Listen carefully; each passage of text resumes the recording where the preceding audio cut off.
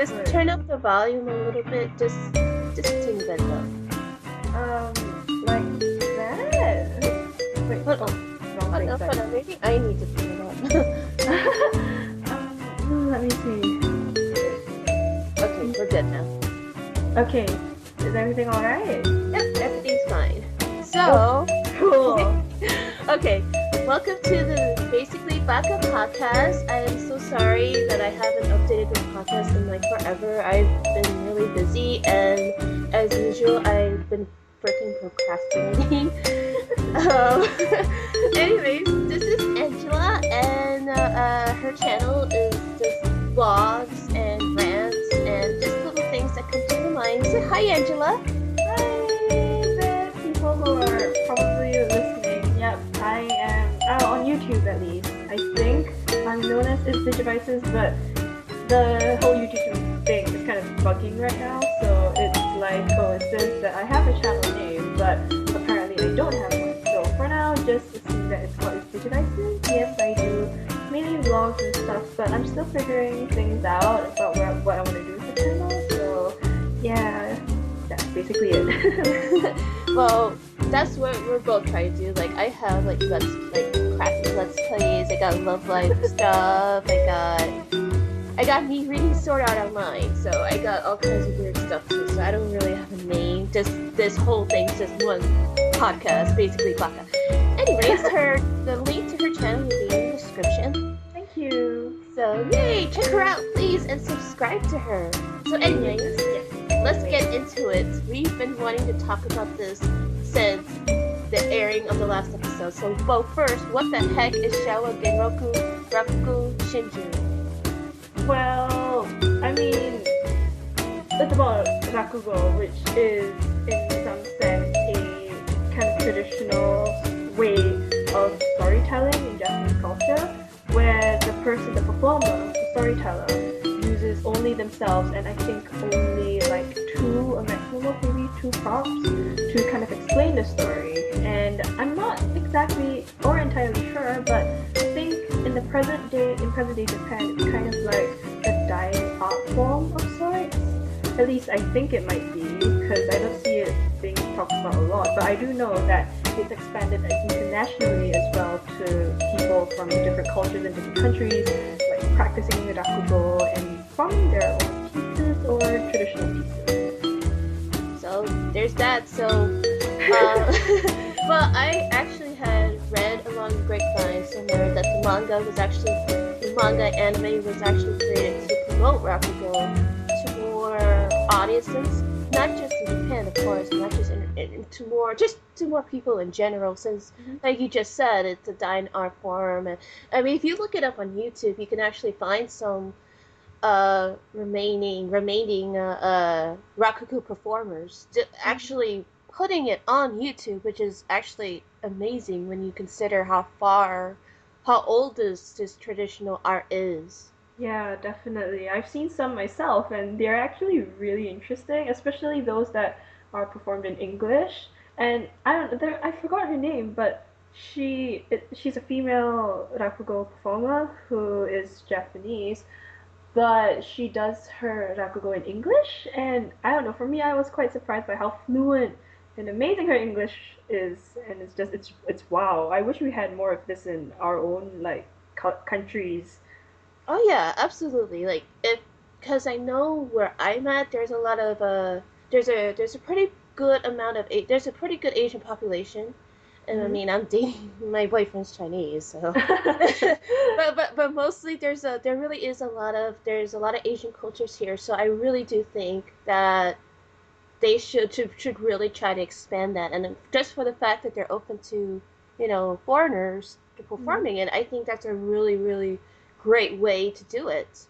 Now, what about the character designer? And didn't you say something before about that she used to draw boys' love?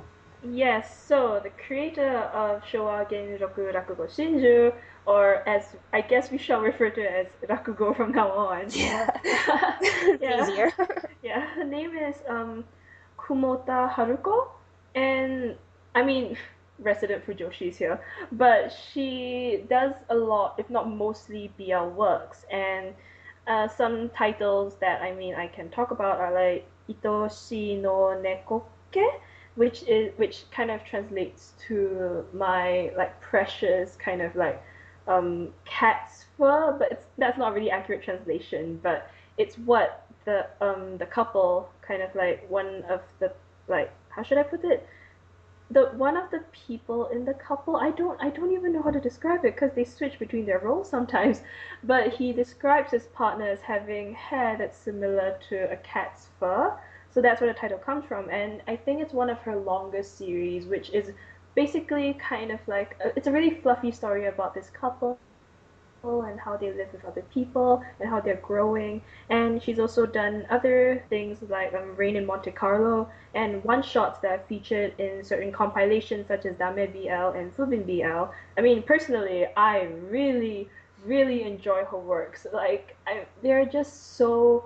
I don't know. She doesn't really break that many boundaries, but she does her storytelling in a very sweet and relatable way, I think. And everyone should honestly check her BL out because it's amazing and it's what she is known to do. There you go. And as you can tell, yeah, so we're gonna just jump right into the anime plot. I'm gonna read Yeah. it directly from myanimelist.com.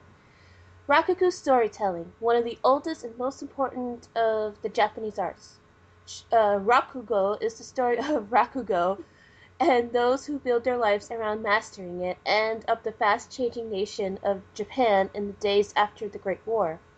For your title, Rakugo is a chance to build a new life after being released from prison. For Yakumo, it's a lifelong struggle to find his voice. For Sukeroku, it comes as naturally as breathing.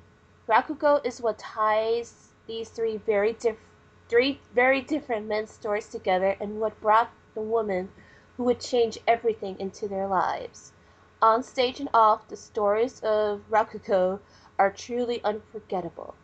So, as it is, this is gonna be Hmm. your warning for spoilers. So if you haven't watched the series yet, for whatever reason, stop the video now because we're gonna go heavily into spoiled territory. Like this A whole thing is lot. like we got feelings, we got thoughts, we got all So kinds of much to say. exactly. We got so much to say about this. It's gonna be yeah, like it's but we can't do it without spoiling what we've seen in the anime. And just to let you know, we have not read the manga. Hmm. As of this recording, the manga has not been officially translated or even unofficially. Hmm. So we have no idea what actually happens in the manga compared to the anime version. So don't come at us with but in the manga. We don't give a shit. We just care what happens in the anime. Can we swear in this podcast? I wasn't sure actually. Yeah, Can we? Okay, okay, cool. yeah, I'm go gonna right come ahead. up with it. Like I'm gonna. no, like All no. right. I'm gonna fucking swear because I Okay. have way too many intense feelings about this. And Okay. I'll start swearing then. But okay, yeah. All okay. right. So let's get into the anime. First of all, what do you think about the art style, and the pace, or just like just the general art of the series? Well, for me, I think it's really, I love the art, basically. The art of Rakugo is really, I feel like whoever did the character design for the anime kind of brought in their own style that's a bit different from Kumota Haruko's style. And I mean, Kiko's eyes, man, just the way that his eyes look, it's just It fits him. beautiful. Oh, it's just so It fits him great. so well. Like there's Yes. the studio who actually did this is Studio Dean. Hmm. They have really good character designs. Mm. And because I know they did Umineko, Ah. they did the Umineko character designs, which I'm sure if you ever seen the original sprites are fucking terrible. But then again, Uminiko's not exactly known for its art anyway. But when Studio Dean adapted it, they did a really nice job with it, I thought. But yeah, I honestly thought that the art style was it kind of it really did fit. It didn't stand out too much. Nobody Yeah. had like real crazy colors or really crazy hairstyles. Like I may not know much about like especially about the past, especially in Japanese culture.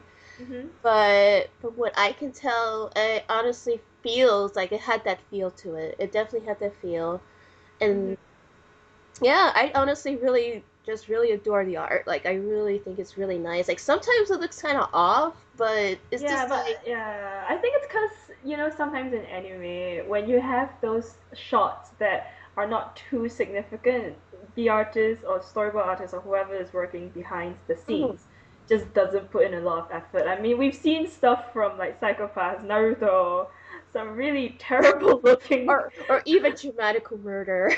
Oh, well, that's a whole other podcast on its own.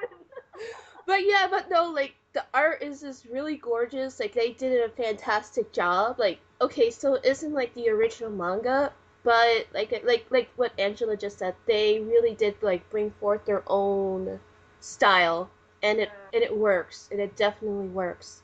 Yeah. Now the music, I felt like the music was kind of odd, like just at first, like especially for the beginning part of the series just it Uh-huh. has that little bit of a jazzy tune, and I'm just like, oh, this kind of takes me out of it a bit, but at least it's stuck to the opening and ending, not so much in between. Because if they just did that like in within the series, then I really wouldn't be like, what the hell is this? But like as it got closer and closer to the present day, it started to get a little bit more into place. But generally, I thought the music was great for it. Yeah, for me, I'm a music person and I do enjoy jazz a lot. So the music was definitely according to my taste.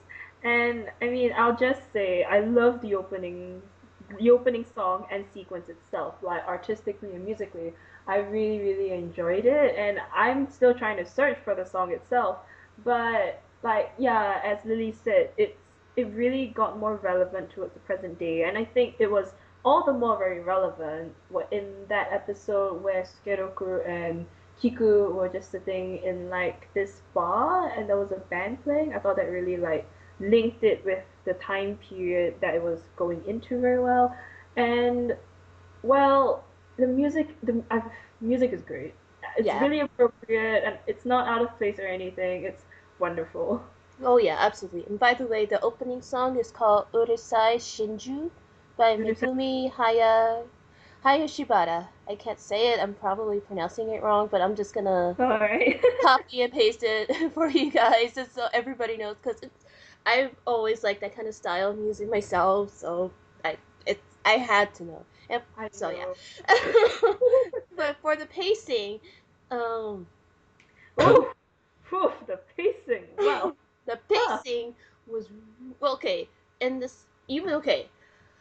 First of all, this anime was way too damn. Like I feel like if they had gotten more episodes, the pacing would have improved exponentially. Like Definitely. Oh my god. the just for the fact it only had 13 episodes for this series is it hurted a lot because with something like this you really need all that extra detail. But I mean, like, don't get me wrong. Like after it started, and like between the first episode and the last episode, everything else was more or less paced fine.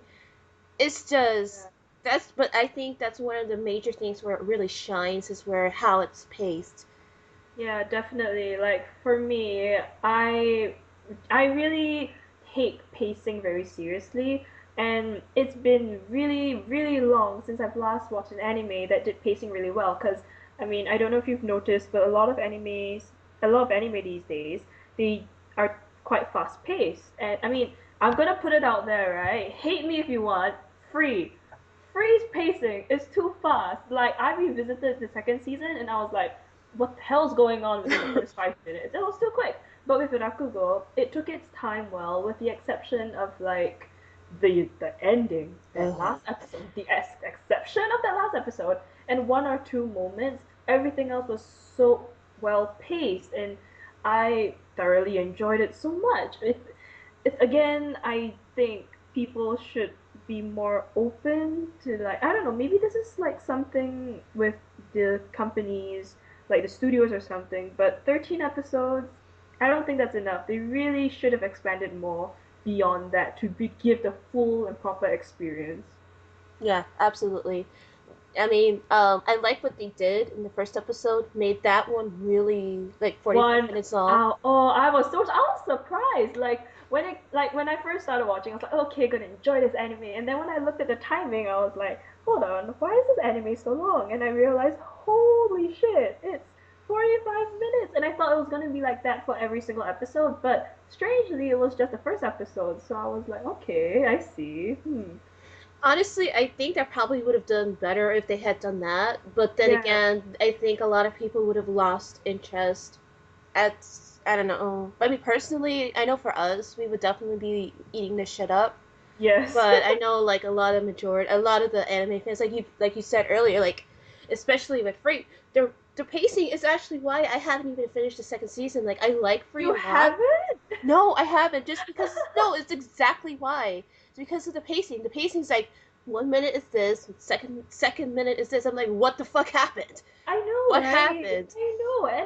Is this something that is it? Are we just old fans already or something? Because Yeah, that's so exactly. that and yeah, and Free is so popular among so many people, and I'm like, how the hell do you keep up with that speed? That's like insane. I mean, I don't know. I don't see a lot of people talking about it, the second season as much. Like I see more people talk about the first season. The first season was fine. Yeah, it The was. first season was paced well, a little fast, but it was fine for what it is. Yeah, it was bearable to say the least. But the second season, Exactly. oh No, the boy, second season was a mess. Simple it as like that. the second season felt like a 24 episode pack that they squeezed into 12 or 13. Right. Yeah, and that's what it was. But like with Rakugo, like I don't know, like I said, I really think it would have done better if they've done the 45-minute mark Hmm. for each Yeah. episode because I mean I'm pretty sure it's been done before, but like I said, I don't think people's interest would stay on top of it, and Yeah. that's disappointing. But Yeah, it c'est la is. vie. Yeah. What can you do now? Exactly. So let's get into Kiko's life story. Oh, yes.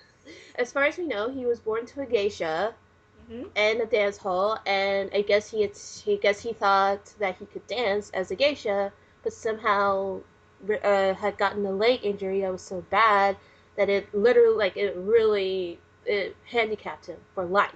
Yeah. And his mom was just like, "Well, you're kind of useless to me, so I'm gonna just drop you off over here." Literally, like he was literally dropped off on like the streets in front of this house he didn't know about, Mm-hmm. and if I had to summarize Kiku's life, it would just be sad. Yeah. Kiku's life is sad, Mm-hmm. and Agreed. it's really I guess it's also quite interesting in some sense if you look at Japanese culture, because I mean, as with most Asian cultures as well, they tend to be quite patriarchal. Is that how you say the word? Like Uh, I I think don't. I don't know. Let's go with it. It's something like that. You know, men hold higher power and stuff. So I actually found it really interesting that Kiku was treated the way a woman would have been treated. Maybe it's only because he was, born into a geisha household and stuff, but I found it really interesting because if you look at Kiku's speech and the way that he acts around people, it is quite feminine actually. He Oh yeah. uses No, there's no doubt watashi about it. instead of yeah, it uses watashi instead of boku or ore, and I mean he's very formal with his speech, even like with people that he's close to, he still has a level of formality.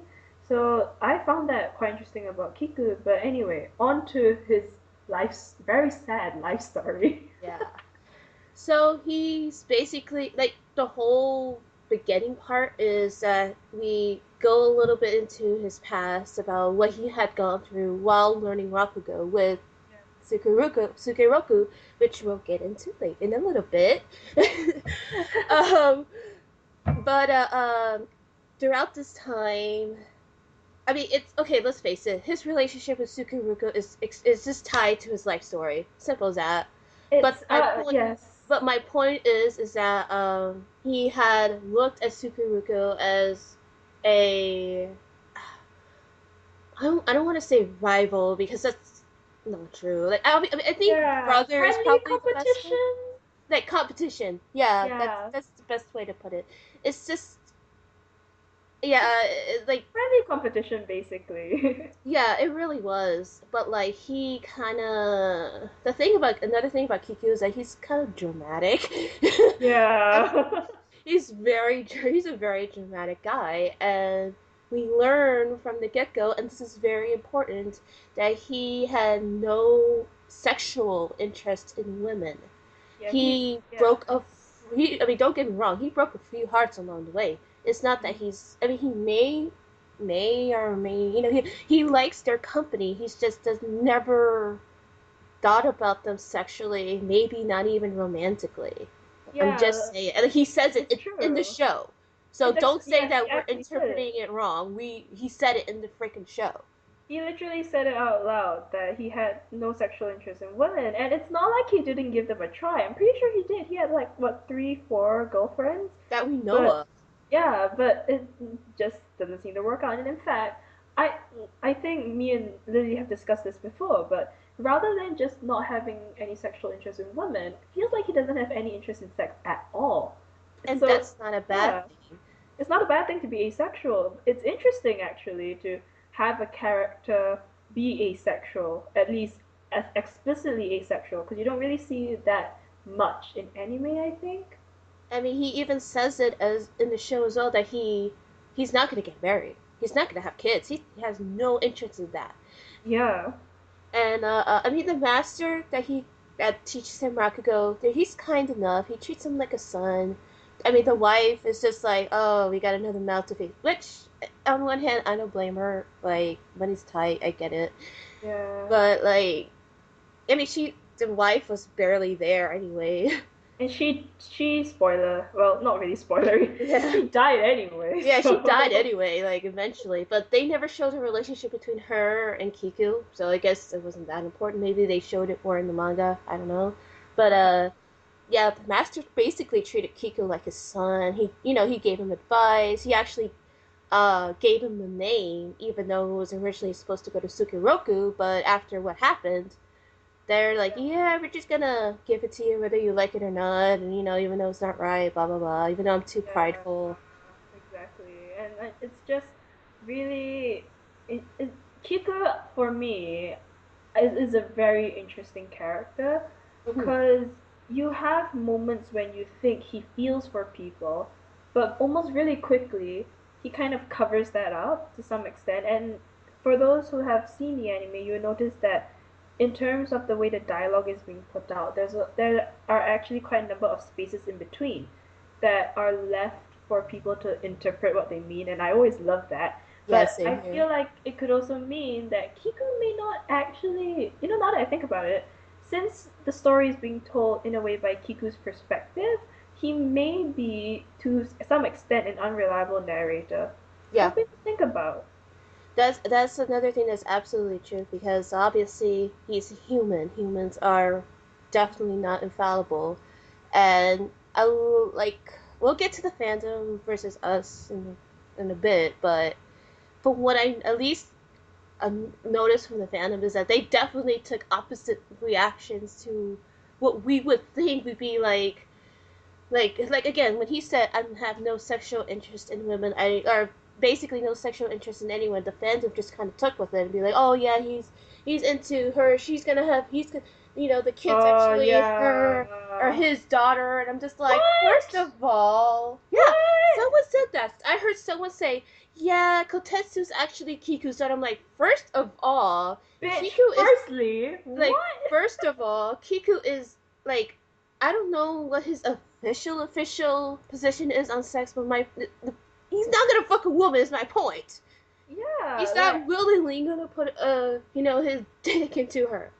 I mean, to be honest, even somehow, even if they did, it wouldn't make sense. It wouldn't. No, not for his Yeah, character, not for his type of character, because it had been stated from the very beginning. He has no kids. He has no family. The only family he has is Matsuda, his manservant, yeah, inherited by his master.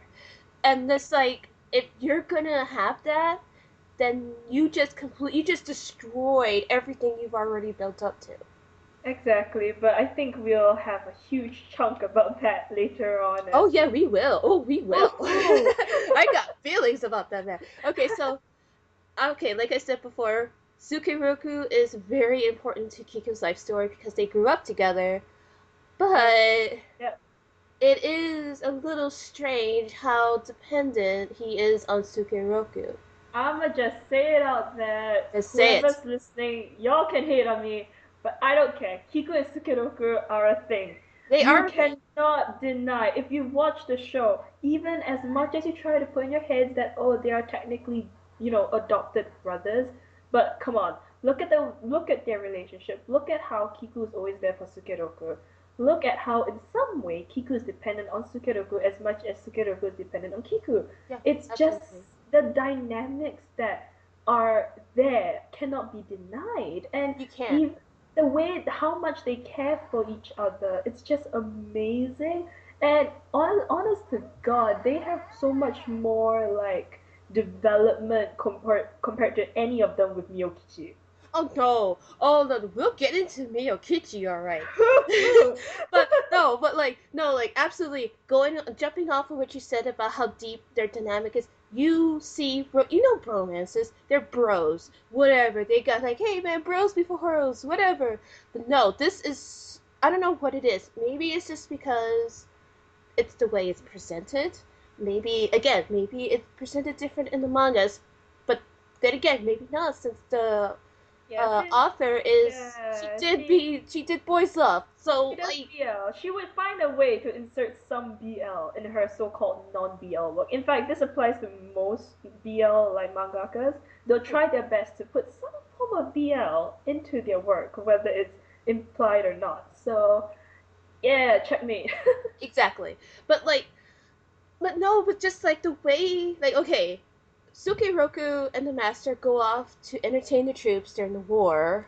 They of course you would think okay, well Kiku is gonna he's in the country, he's with this girl, he's like, oh, I guess I'm gonna accept this.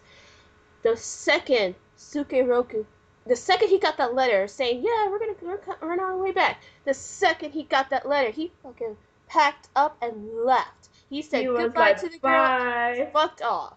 He and no, you don't like okay, like he sees the master. He's like, "Oh great, you're alive. That's awesome." And then Sukeroku comes on and he's And he like, starts crying. He fucking starts crying. Like that is not. I mean, okay, I don't know. Maybe I'm just not that close to my brother. But if I no, see my don't brother, worry. I know I am close with my brother, but I would not really react that way unless honestly, if it was my lover or something. no, absolutely no. Because take it from me, even if my boyfriend goes out for like a couple of weeks to his family, like in the on the other side of the country, he Mhm. comes back. I'm a sobbing mess. You don't Oh, do that. You don't do that yeah. unless you really have deep feelings for this person. That's just one of the that's and trust me, guys. This isn't the only quote unquote evidence that we have. It's in the fucking show. It's It's in in the the show. writing itself, I swear. And I mean, another part, like, the biggest part, okay, I think that actually proves this relationship is when they've been apart for, I don't know, did they say 7 years? They've been apart for a good 7 years, Uh huh. where Tsuchiroku is off with Miyokichi and their daughter, and Kiku's on his own. 7 years.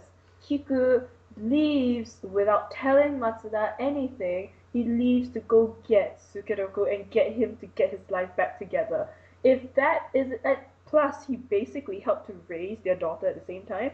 So if that ain't real love, I don't know what is love. Honestly. Like the fact that like most guys, okay, I'm sure most guys would be like, "Oh, cool, you have a kid," but most guys won't raise the daughters. They'll probably drop them off with somebody else. Like even if she didn't have, and even if she did have family, Hmm. she even if, okay, we know Kotetsu didn't have any other family because we don't know Miyokichi's family history. Only that she ran away, she did her own thing. Yeah.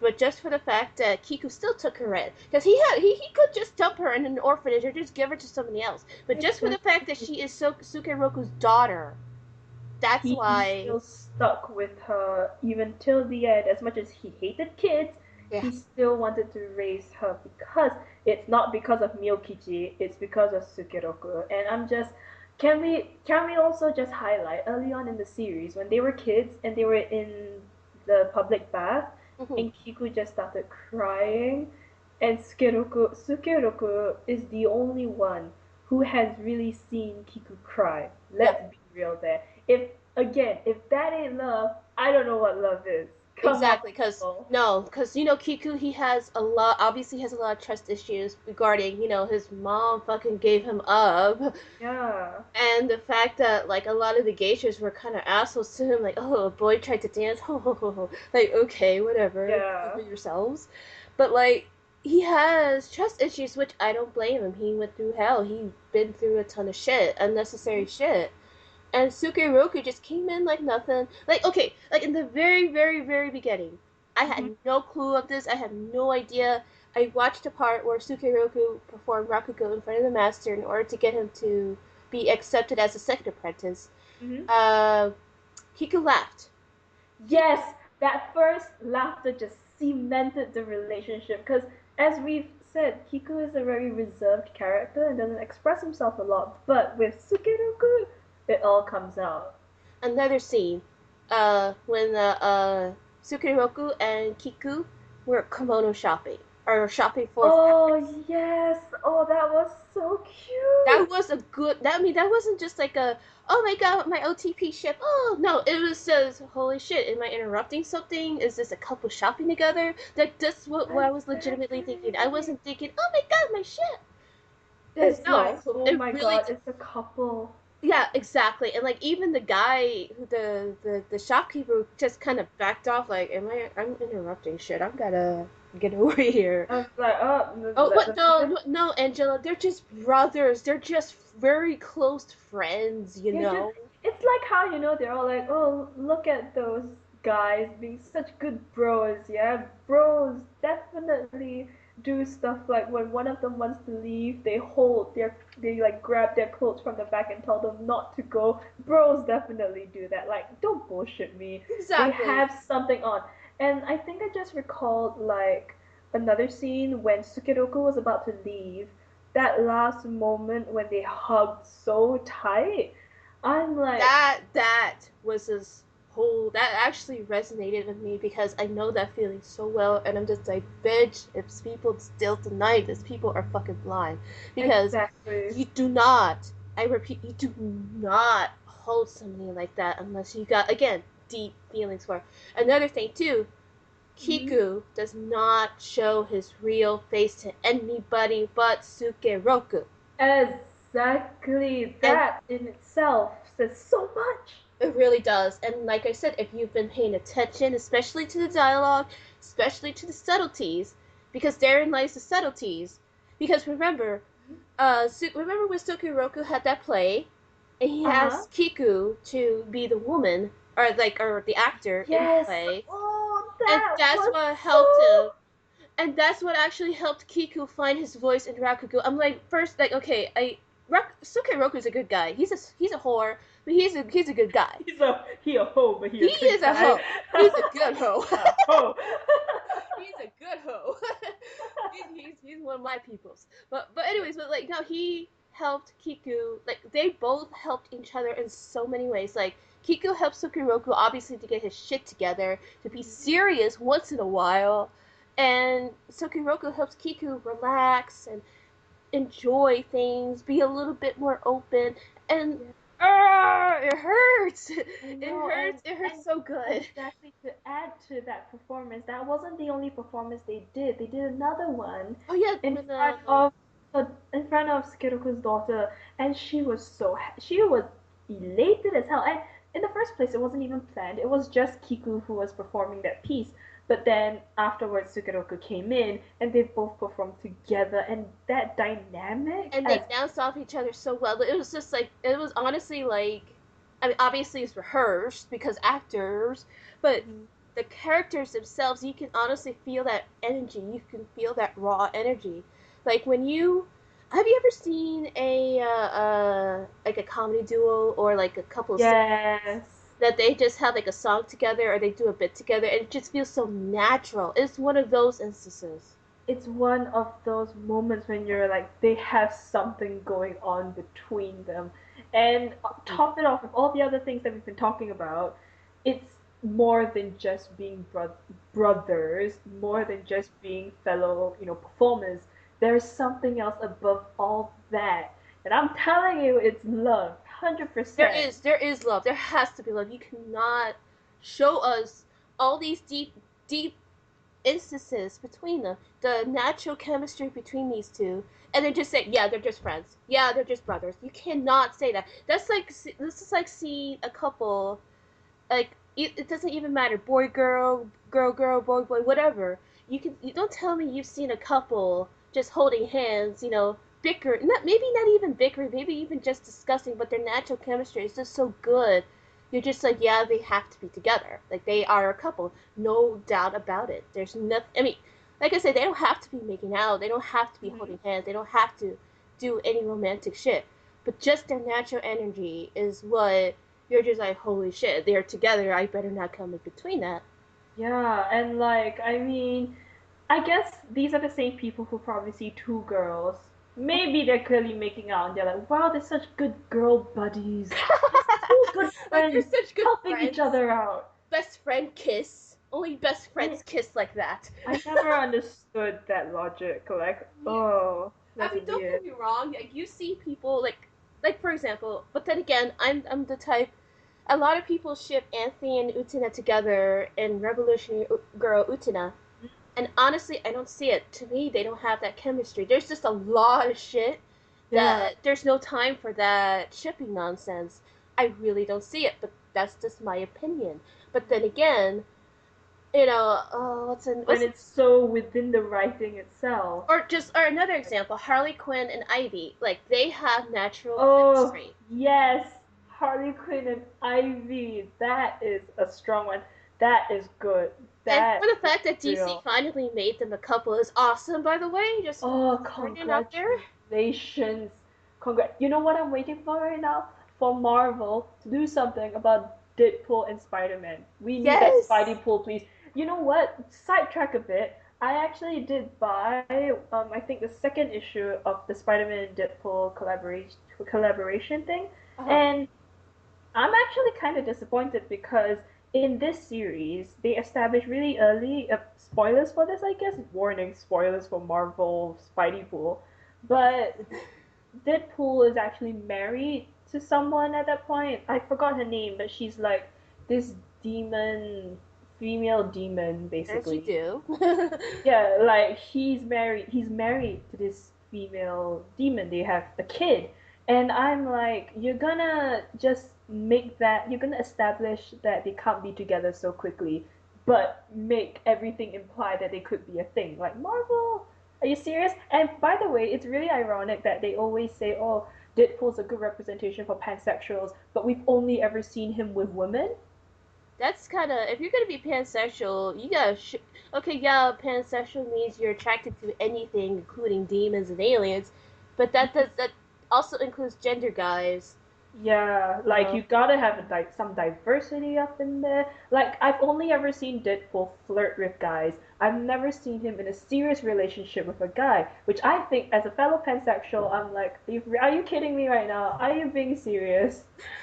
well, let's go back on track. Let's Yeah. talk about Anyway, Rakugo. Rakugo. We got sidetracked, but the point of our discussion right now is just natural chemistry. It's real. You can stop fucking denying it, regardless if it's a guy or girl, girl and girl, guy and guy, or whatever. Just stop Exactly. denying it. Like, damn, it's not that hard. So now let's get into his Kiku's relationship with Miyokichi. Or as I like to call the bitch. No, she is though. Oh, She is. quick warning: we don't hate women. We just hate her at least in this Exactly. review, at least in this series. If there's a female character we hate, it's Miyokichi. But it's not because she's a woman; it's because she's a bitch, a Just manipulative one. make that Anyways, let's go clear on. before people go on about how we're not feminists and shit. Look, support all you want, be whatever movement you think suits you, but if someone's an asshole, we're gonna hate them regardless of gender. So Exactly. And another side note: If the genders were reversed, if Kiku were a woman, if Sukeruka were a woman, we would still be saying the exact same thing. And if Miyokichi was a man, fuck him too. Exactly. Now, I think that's something that we should start talking about first, about how, as much as as I think actually the gender dynamics in this do play a huge part in how, people see their relationship and how Oh their yeah, no, relationship absolutely. starts. That's actually a really good place to start, especially since we're at that point where we want to talk about his relationship with her because it's Mm-hmm. vital. It is vital. Mm-hmm. So, okay, do you want to go first? Cause Yeah. okay, Thing is, I I mean, you guys can just see it. If you watch the anime, Miyokichi is desperate. She's clinging on to this idea that she created from Kiku, and I mean, he outright said he didn't want to be with her already, but she just kept chasing him, and it got to a point where she basically fucked his life and Sukeroku's life up. And I mean, don't get me wrong, I sound like I hate her a lot, and I do. But it's because of these flaws that make me feel so passionately hateful towards her that I actually really like her as a character. same here, absolutely. Because of how vile she is and how clingy she is and how Mm-hmm. again manipulative. Because let's be real, she's very manipulative. But Mm-hmm. just because of those flaws doesn't mean we hate her as a woman. We Yeah. hate her as a person, but we love her character because one, she brings the conflict to the series, the main Mm-hmm. conflict, which is you know Death this awkward person trying to cut into this awesome relationship and death, basically. and death. Yeah, and the kid's got to come. Kid's got to come from somewhere. Yeah. But yeah, no, but like it's just really interesting how when Kiku dumped her, I mean, don't get me wrong, I'm pretty sure it really was a coincidence that Sukiroku just happened to be there. Mm-hmm. I'm sure it was a coincidence. And that Yeah. she revealed her past, that she had run away, became a prostitute, Mm-hmm. and eventually became a geisha. And it's like, okay, again, we're definitely not Japanese history scholars here. Yeah. So, but it doesn't take a genius to realize that, yeah, she came from nothing. There's a lot of class issues going on. Well, Yeah, not definitely. yeah, there's definitely class issues. Like she is poor. She is a Yeah. whore. I'm not saying whore is a bad thing. That is what she is. She calls herself that. Yeah, she's a That's what it is. prostitute basically, and it's part of that geisha trade. Back then, I mean, Back then, no, no, no, not now. Oh, don't Well, do that. I'm not too sure about now, but there's less geishas now than there were back then, obviously, Oh and yeah.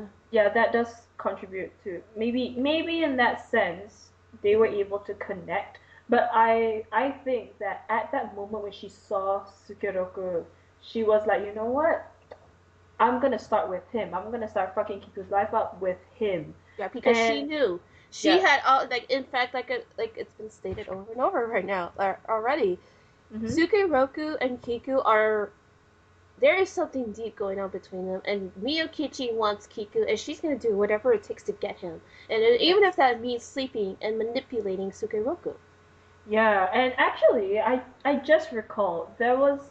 Do you remember that scene where Kiku like kind of rejected going out with her and instead went back home to see Sukeroku, and they both got drunk, Mm-hmm. and and Miyokichi somehow stalked her way to their house, and she saw Sukeroku's head on Kiku's lap, and Kiku stroking his hair and complimenting Sukeroku on what a mess he was. That is not just a display of true love, but actually, no, you know what? That's affection. Precisely, That is precisely affection. because it was a display of affection and true love that it got Miyokichi angry. Because if she were a sane woman or a sane person, and if she thought that they were friends, she wouldn't do such a thing like pushing Sukeroku off. She would just leave them be. But because she knew that there was something more than just friendship, she went and pushed Sukeroku off. Don't. That is actually very hard proof. Yeah, that is. No, absolutely, because that is an act of a jealous woman. Miyokichi is a very jealous woman, and trust me, I know jealousy. I have problems with jealousy. I admit that now. Okay. And she is a very jealous woman. Like, I Yeah. understand where she's coming from in terms of I understand it. That doesn't mean I promote that. Just keep that in mind. Yeah. Keep that in mind. But just for the fact that she saw Sukeroku on his lap and he's petting his head like you would to a lover, like, trust again, Yes. I know, like, what lovers do. This is Exactly. one of them. This is coming from a person who's in an actual relationship. Listen to the one who's in an actual relationship. Exactly, like you, like, okay, maybe, like, okay, I'm also a very affectionate person, but there are certain things I will do to friends, and there are certain things I will do only to my boyfriend, obviously. But Hmm? I mean, for me, I'm a very affectionate person, but There's a I'm limit, also I really think. reserved. Like, I know it doesn't sound like it, but I really am reserved, more reserved offline than I am online. I I am not I'm not very touchy feely except to my boyfriend. But when I am touchy feely, I let him know I'm giving him affection. Like, Yeah, and I it's like stroke his hair, I kiss him, I hug him. there's a I limit, I think, to how affectionate you can be around a lover and around everyone else. And exactly. it shows. And for the fact that she saw Kiku being affectionate to Sukeroku in a way that she's never seen him spark jealousy in her Exactly. that probably can't even be described. And I think on that jealousy note, I think she also knows that he never ever did something like this to her, Mm-hmm. and that all the more made it like it sparked even more feelings of jealousy in there. And it's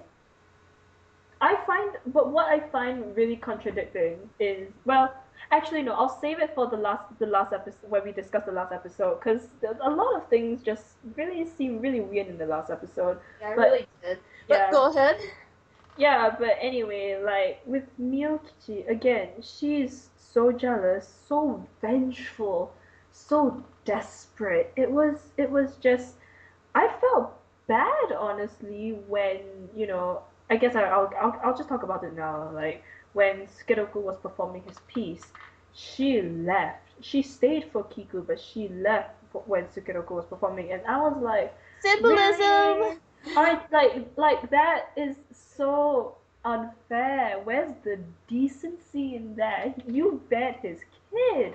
What? You're not even gonna stay for a bit? Like, I don't. I'm just. Oh my god. And the fact is, she is so desperate to be with Kiku. And honestly speaking, I don't think she really wants to be with Kiku. She constantly talks about how he's the only person who understands her. But let's be real, it's only a fictional idea that she has of him in Yeah, her it's self. head. Because remember how they met. Remember, she Yeah, was the mistress of his master as his way exactly. of getting his jollies out before starting a family. Because I don't know how. I mean, I understand the mindset. I do. Mhm. That you gotta, sow your wild oats out before you settle down and have a family. That's a typical Yeah, male bullshit, whatever. We won't get into that. But yeah. my point is that he introduced Kiku to Miyokichi as his mistress. Yeah, she was his mistress. Yeah, and like from the way they met, you could really tell that they will never, or at least they never have shared such a deep bond compared to what Kiku has with Sukeroku. And it's just so I find it wild that Miyokichi is this desperate, even But till the like, end. but remember, this is a class issue though, because Yeah. she is a prostitute, and as much as men take advantage of these sex workers, I won't say take advantage. That's really not a good thing to say. As much as they, I think, use them is probably better. I Hmm. don't know. Either way, it sounds bad. My As much as point they being, use their services. yes, thank you. There you go. As much as they use their services, they don't see them as the men, the Johns, don't see the women as real people. They treat them Yeah. like fucking garbage. They don't. I mean, they're mistresses. They're on the side. They're not Yeah. the wife. They don't have the ring. They don't have the house. They don't have the title. They don't have the power. All they Whereas, are is just, I'm yeah. just fucking some powerful guy down the road. Whereas Kiku, being the nice person that he honestly is, Hmm. treated Miyokichi like a person, a regular person, And and I for think that, and yeah, exactly. yeah, I'm sorry, I'm just like so it, like passionate it's about this. it's alright, But and like, like yeah, but no, like that she saw Kiku as literally her way out. She saw that Kiku was rising in popularity. Like, don't get me wrong, mhm, Roku is rising in popularity, but he's a floozy himself. He's mhm, always drunk. He's with women. mhm, And, obviously she hears shit about the association. He's not in good standing with the elders, so, and Kiku yeah, is. Therefore, gotta stick to the safest route, which is Kiku. Maybe she honestly did truly love him, but I always thought she saw him as a meal ticket out, as her train well, ticket out of the that's poverty line. interesting. That is really interesting, and I don't know. I think for Miyokichi, at one point, I think at one point she saw Kiku as her way out of the hellhole that she was in. But I think she realized that to some extent she needs affection as well, but he can never return that affection because he was so obsessed with Rakugo. And I think because he constantly talks about Rakugo and Rakugo was basically his life, that it drove her to really hate the art Yeah. because we do see parts in the anime where she's constantly like, oh, you and your Rakugo again, and she even discourages Sukeroku to take up Rakugo so much that he didn't even do Rakugo for so many years, Mm. and like. I mean, maybe I feel like maybe at first she did think that way, but slowly once she got to know Kiku a little better, she was like, okay, this guy is a bit like. Actually, this is the funny thing, right? You would Uh, think that after being with Kiku for a while, she'd be like, okay, this guy's a bit too much into Rakugo. It's time to drop. It's time to drop him. But she continued, which made me like, what are you looking for in this guy? If you hate his job so much, yet you still want to be with him like that, like really, really, and not just that, he doesn't really care much about her. So I'm like, girl, what? like, and that's why I say that that's probably why she tolerated with Kiku as much as she did, because again, that's her meal ticket out. She wants to get out of her station, which is fine. Like, I get that, I totally do. Which I girl, do what you gotta do. Mm-hmm, However, for the fact, I won't say she targeted Kiku, but just for the fact that she set her sights on him, and the mm-hmm, fact that again he's a rising star, he's young, he's handsome, all the girls like him. Well, he's yeah, he's basically a trophy to her. yeah. And again, like, there's nothing wrong with wanting to get out of your station, but the way she did it was just asinine and stupid and Yeah. and crazy. Basically, she fucked up in the Yeah, head. she really is. Like, she built him up as something so great and wonderful, and he's like, nah, bitch, I'm not that great, too. Yeah, it's like, bitch, chill, bitch, chill. But she's like, nah, It's like, it's and not that all serious, over. fam. Yeah, It's like, not fam, that serious. chill. It's not that deep. I'm just really into Rakugo. This is what I do, man. This is just a way to get a check. Yeah, and I'm just speaking of Miyokichi, one thing I also really hate about her is how she dropped her responsibility as a mother, and Oh yeah. that Now oh and now that we're getting into Kotetsu, the girl. So this is a perfect yes. segue into it.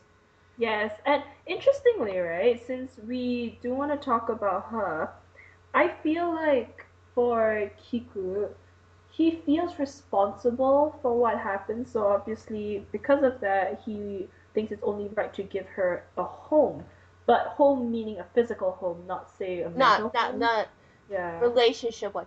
And okay, by home we mean, when you go to a place like a new house that you just Mhm. moved in, or a new apartment, or a dorm, or what have you. You're just Mhm. like, okay, this is just where I'm gonna live. But when you're Yeah. home with your family, or not family, but rather people you care about and love, you Mhm. feel that security, you feel that warmth. That's Mhm. what she wants. That's what Miyokichi wants. Again, nothing wrong with it. The way she did it was just batshit. Yeah, she's just out of She's just batshit. But like, yeah. yeah, and like that's when she said, "Oh, I want a home with you, Kiku." She obviously meant love and security and all that fun stuff. But all Mhm. Kiku heard was, "Oh, she just wants to live in the house." All right, I guess. Yeah, like that was basically what he thought. And Like I'm just poor kid. The only thing I can say about her is poor child to have to like go through all that at such a young age and to grow up into who she is now. Mm-hmm. I just find it so sad because as we learned in the last episode, she gets pregnant by some random dude, which is I'm Okay, oh, yeah, that is I'm like, kid, what? What? like, girl, just don't pull the shit that your mom did. That's all we want. Yeah. Don't do that shit. And The- you know what's really sad is that when Kiku was around with Sukeroku and Kotetsu, like she was actually genuinely a happy kid. mhm. Kiku, though strict, was able to actually raise her with Sukeroku and create a happy family vibe. I mean, don't want to get into the whole Kiku Sukeroku thing again, but let's be real. There was that scene. There's a scene where she's holding both their hands and they're walking through like a park or something. If that doesn't scream family, I don't know what is. No, absolutely, and agreed because again, Sukeroku and Kiku are gonna be would have been able to really give Kotetsu what she really needed. She needed, first of all, she needed humor, which would be her dad. She Mm-hmm. needed someone who's easygoing like her dad, but then she would need someone like Kiku, who Discipline. with discipline exactly and seriousness and just hey, get your shit together. Yeah, and she would have had honestly an ideal home if Mio Kichi did not fuck it up. Or come back. Like if she had just fucked off and never came back, I would have been happy. I would have And been happy with that. exactly, and life would have been like I think, in so fact, I think different. life would even be better for her because obviously she was not involved in this girl's life at all.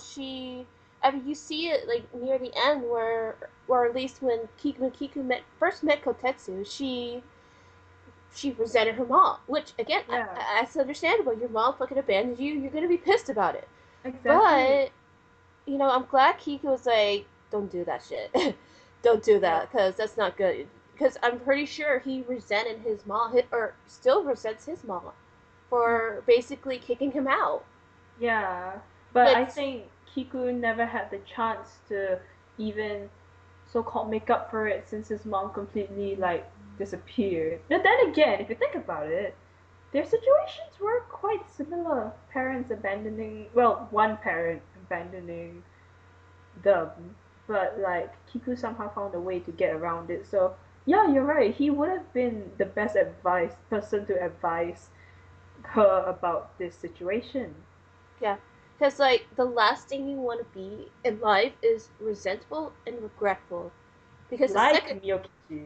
exactly, because the second you do that, the second oh, I shouldn't have done that, and just, I don't want to say mope about it because it's not right, but the Hmm. second you carry that with you in your life, you're never going to get anything done. And look at me, like like I'm older. I haven't done a lot in my life because I regret so many things that I should have done this, and because of that, I have clinical depression, so there's nothing I can really do about that. Yeah. I mean, I don't want medication, but that's just me.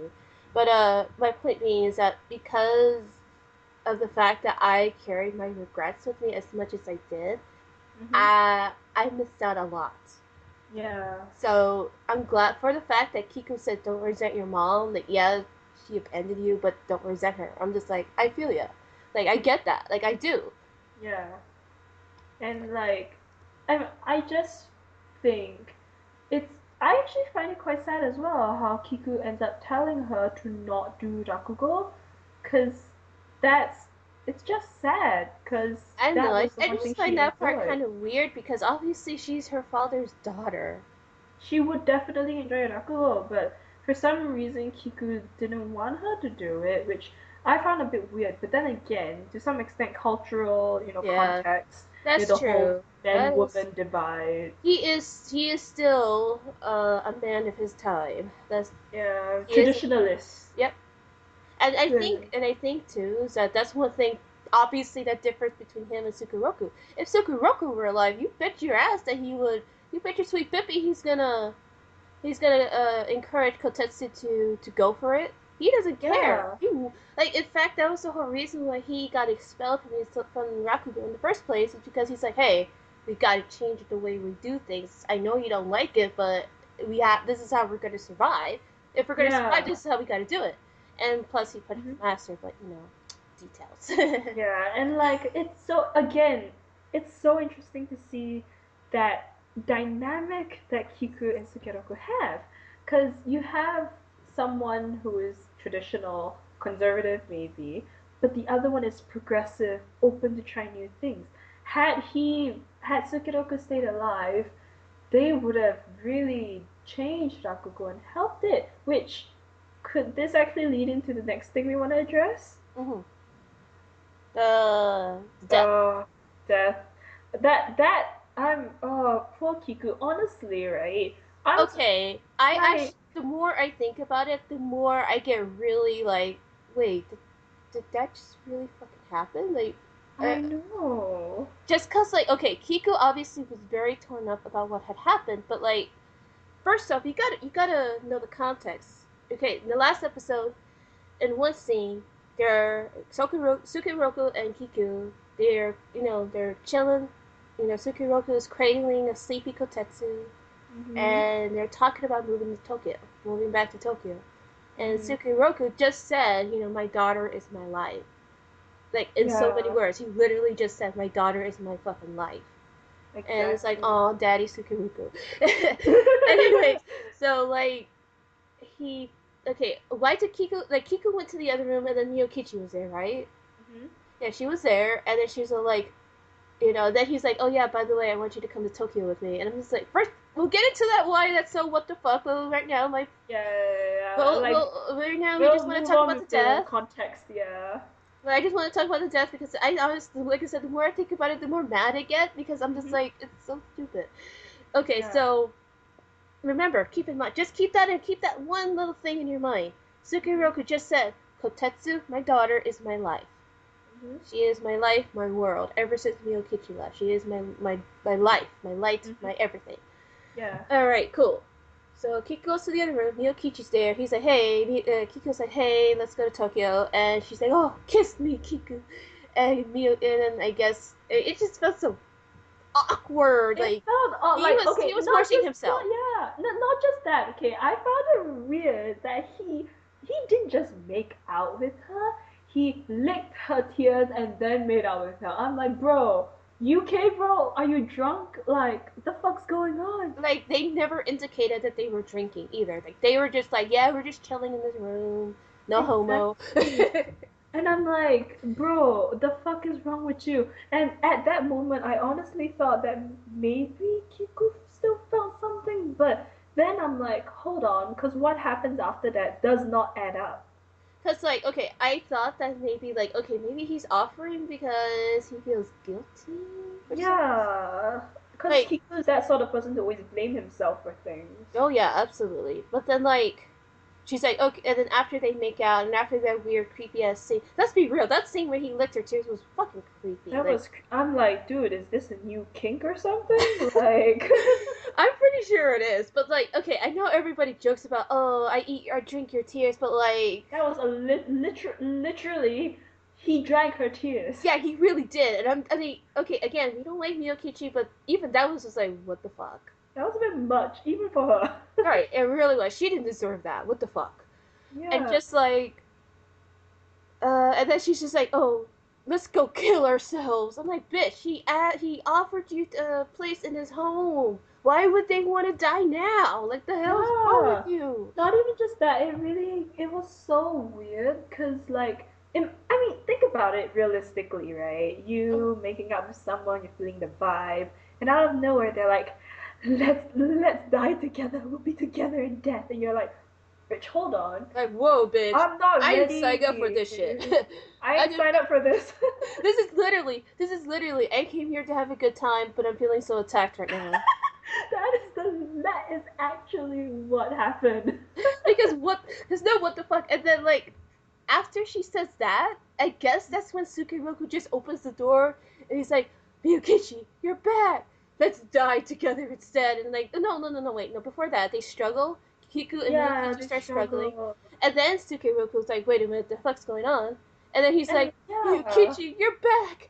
And I guess he heard the entire conversation, even though they were whispering like that they would but die yeah, together.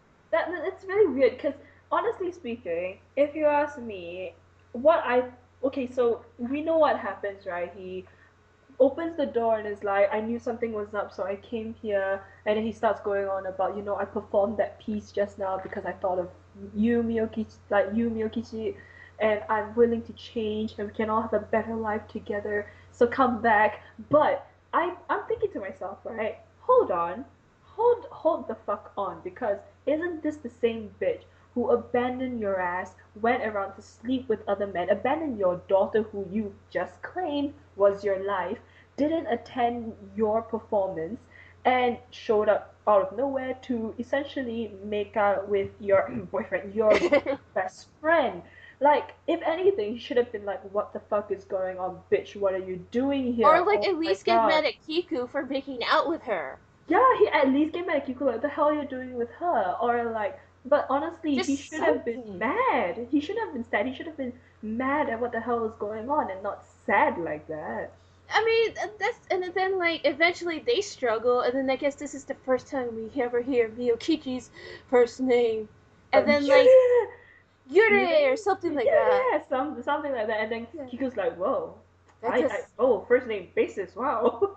like they fucked each other. Okay, I guess maybe maybe they did. Obviously, you can fuck somebody and not know their name. I'm not saying Yeah, that. Oh, they had sex. They must know each other. No, it's just more like you had a baby together, so surely you must know her name at least. yeah, but and all the more, it's like that. I think, as we know, first name for the whole first name basis thing is actually very significant in Japanese culture. Uh huh. So the thing is, I think at that moment when Sukeroku called her by her first name, Kiku realized, or at least I think he knew a long time ago. Honestly, this should have been Miyokichi. Realized how different his relationship was with her compared to Sukeroku. And I'm there thinking like, okay, so that should have been a good enough like sign.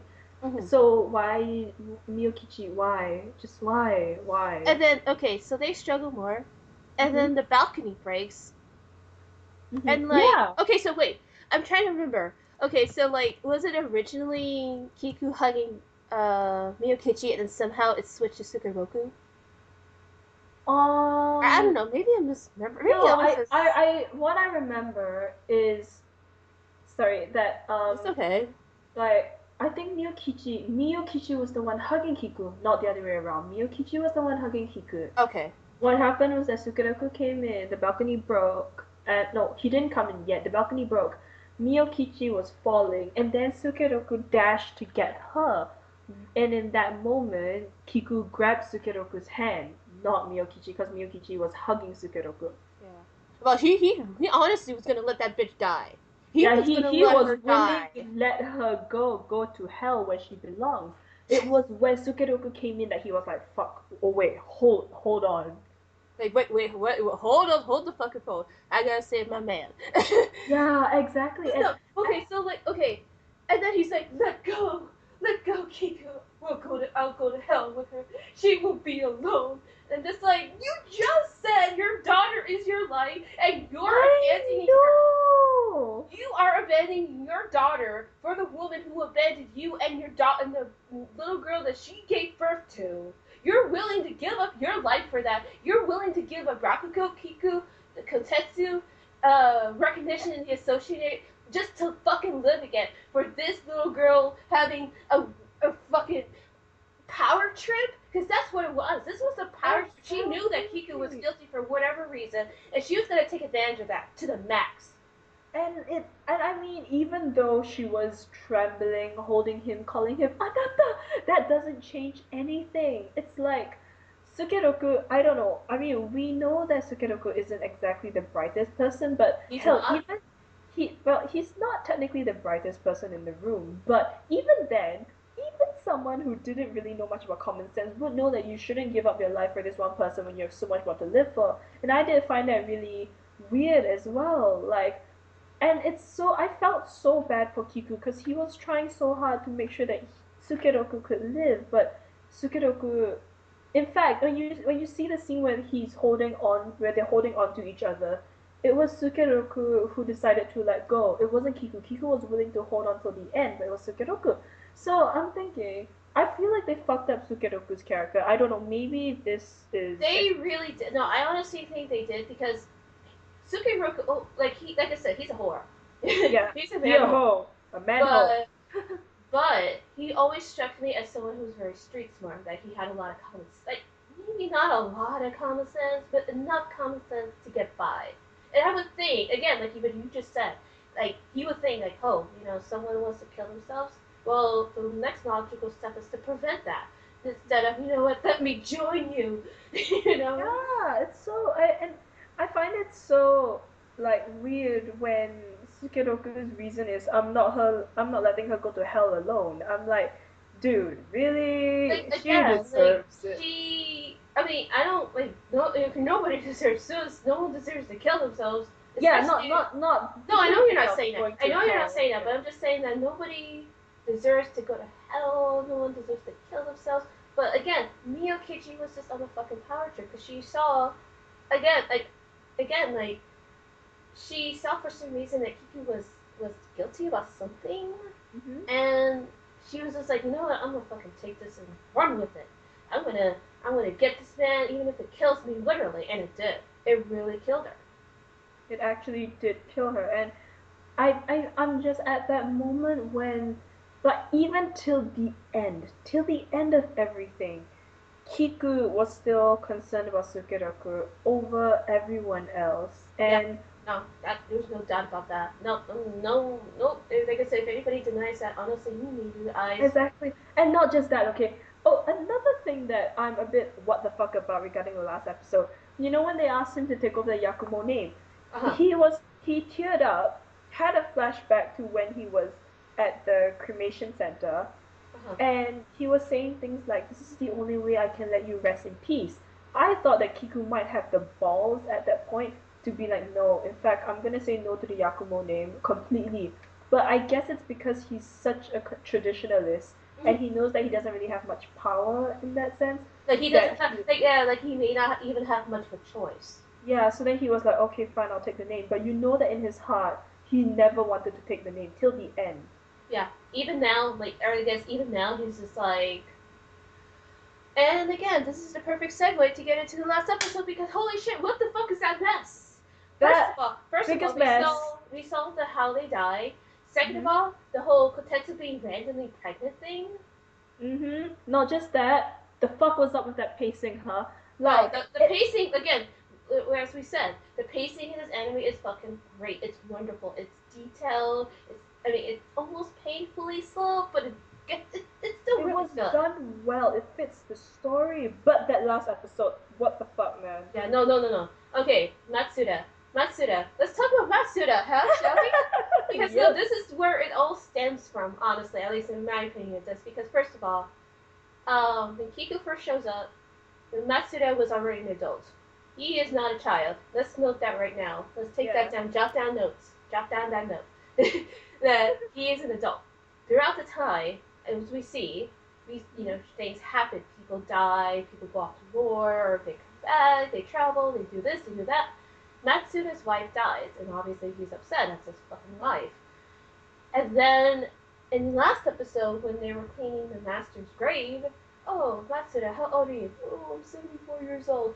And Kiko's like, we're close. And he's like, bullshit, bull fucking shit, Biggest bullshit. That is the bullshit I've biggest heard. adult, that is the biggest child I've ever fucking seen in my goddamn life. If I that's true. know. It's so weird as well, cause like I would expect if as we say, right, okay, fine.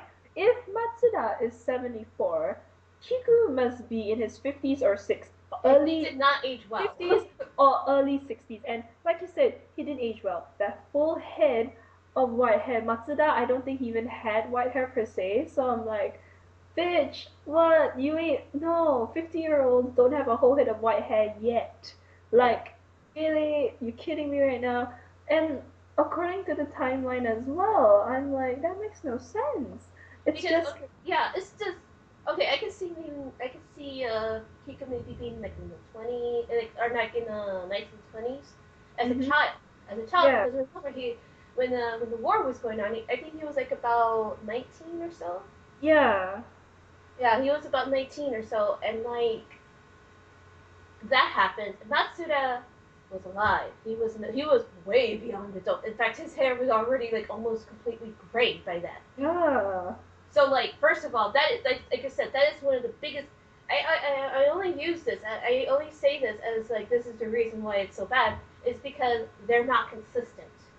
Yeah, there's They're an not consistent inconsistent. because again, Kotetsu getting randomly pregnant. Like when the fuck did the flashback end? Like are they like this was the whole series was honestly supposed to be about The Kiku. flashback. Yeah, the flashback. This whole first series is supposed to be about Kiku explaining what happened to her father, what actually happened versus the events that she saw, which was Kiku. Killing both of them. Exactly. And the whole point of it was just explaining to them what happened, the details of the bullshit. Fine, we get that, awesome. But then all of a sudden, you know, oh man, you know, Yotaro is now a Shuichi. was yeah, suddenly like, bitch, where did the time go? Did you miss like a couple 10 years? Like the Like thing is, like that's weird. It should have been. Well, I think it like should have been. because like in the beginning, in the very first Yeah. episode, it shows that Yotaro he sucks. He's just He's beginning. horrible. He was horrible. Yes, he was horrible. He sucked. He sucked at Rakugo. He was doing the same thing that Sukeroku did when he was Mm-hmm. alive. Yeah. And obviously, he's gonna say, "All right, this is what happens. Why I feel the way I feel. Whatever." And I was gonna expect like by the time it ended, it's gonna be them like, "Oh wow, I didn't realize all this happened." Yeah. Kotetsu finally gets a closure because that's the only reason why she was always so angry towards Kiku is that she needed closure. She needed to know the truth of what happened, the truth Yeah. behind her mom, the truth about her dad, and the circumstances. Yeah. But they didn't show that. All they showed was uh, Kotetsu randomly getting pregnant. Suddenly, Yotaro's a fucking Shuichi. Suddenly, like Matsuda is Suddenly 74 years old. What the fuck? What the fuck is consistency? exactly. And not just that, suddenly Kiku is like at the master's grave and Sukeroku's young spirit appears. Like, okay, like let's break it down like this, right? Uh-huh. Honestly, it should have been a flash like it should have how they should have ended the series was them flashing back to the moment that Kiku finishes telling the story and we see all their faces in shock and in awe, like, oh my god, so that's the truth. And then maybe we can then maybe they should have moved into how like Kiku could have asked Yotaro, so are you serious about wanting to do Rakugo? And he's like, well, I'm gonna train you from now on, and then it can lead into the second season nicely, where we see how Yotaro trains to be, a good Rakugo performer, And and then instead of this bullshit that we receive. and then we could see Kotetsu kind of like going out with random Yeah, guys. Like and that makes it sense. doesn't even have to be like like a whole 15-minute sequence or whatever. It could just be a little quick, like a few mentions here and there. Oh, I'm going out. I'm going out with this guy, or I'm going out with Yeah, another guy, and whatever. And then finally, like, or at least like a narration, like yeah, after what you just said, like after like oh I'm gonna train you, and then it goes into like a montage of yeah, yeah, sequences where they reveal or Kiku or Yotaro or even Kotetsu or even Matsuda can yeah. narrate what happened in between that time. Like, oh yeah, he kept training, eventually he became a Suichi. All right, that's a nice transition. And then, and then like at the end, since we're talking about uh changing like changing names, we could have the pregnancy reveal. Yeah, exactly. And like, I mean, I'm not usually a fan of montages, but I would take a montage just so I can get some explanation over what happened in between those years. And I'm honestly like, I'm just I'm just like really, and what pisses me off the most is that at the end of the episode, after the ending sequence, you have Yotaro come up on stage and it's like, thank you guys for your support, and it's like, oh, there's definitely more adventures about what I'm doing with Rakugo, and the last sentence of the whole series is, that's enough of an ending, right? And I'm like, bitch, no, that was not an ending. That was That fucking wasn't an ending. That was just bull. bullshit. That was complete and utter bullshit. Like for an anime that built itself upon on how how tumultuous Kiku's relationship with Sukuruku was, as deep as it was, as well as tumultuous as his relationship with everybody else. That's what made this, at least the first season. That's fine. You gotta have something to build up with. You gotta have that foundation. However, the way they lifted off that foundation was such bullshit. That was so messy. That was so inconsistent to what we just saw. Like, okay, you're just gonna casually tell them, yeah, your father died because your mom wanted to commit suicide, but he was just like, let's commit double suicide. And I tried to save them, but they let go, and that's what happened. They're just gonna be like, okay, whatever, no big deal, but no like that is bullshit. You ain't like if someone just tells you, yeah, your parents died because of this, you're not gonna be like, okay, whatever. Cool. Yeah, you would be traumatized, and honestly, I would like to see, like, at least within. I feel like they should have made the last episode the same length as the first episode. That way, you have more time for like pacing, and you will close it off well. Because I think during those years, she would have definitely visited their graves.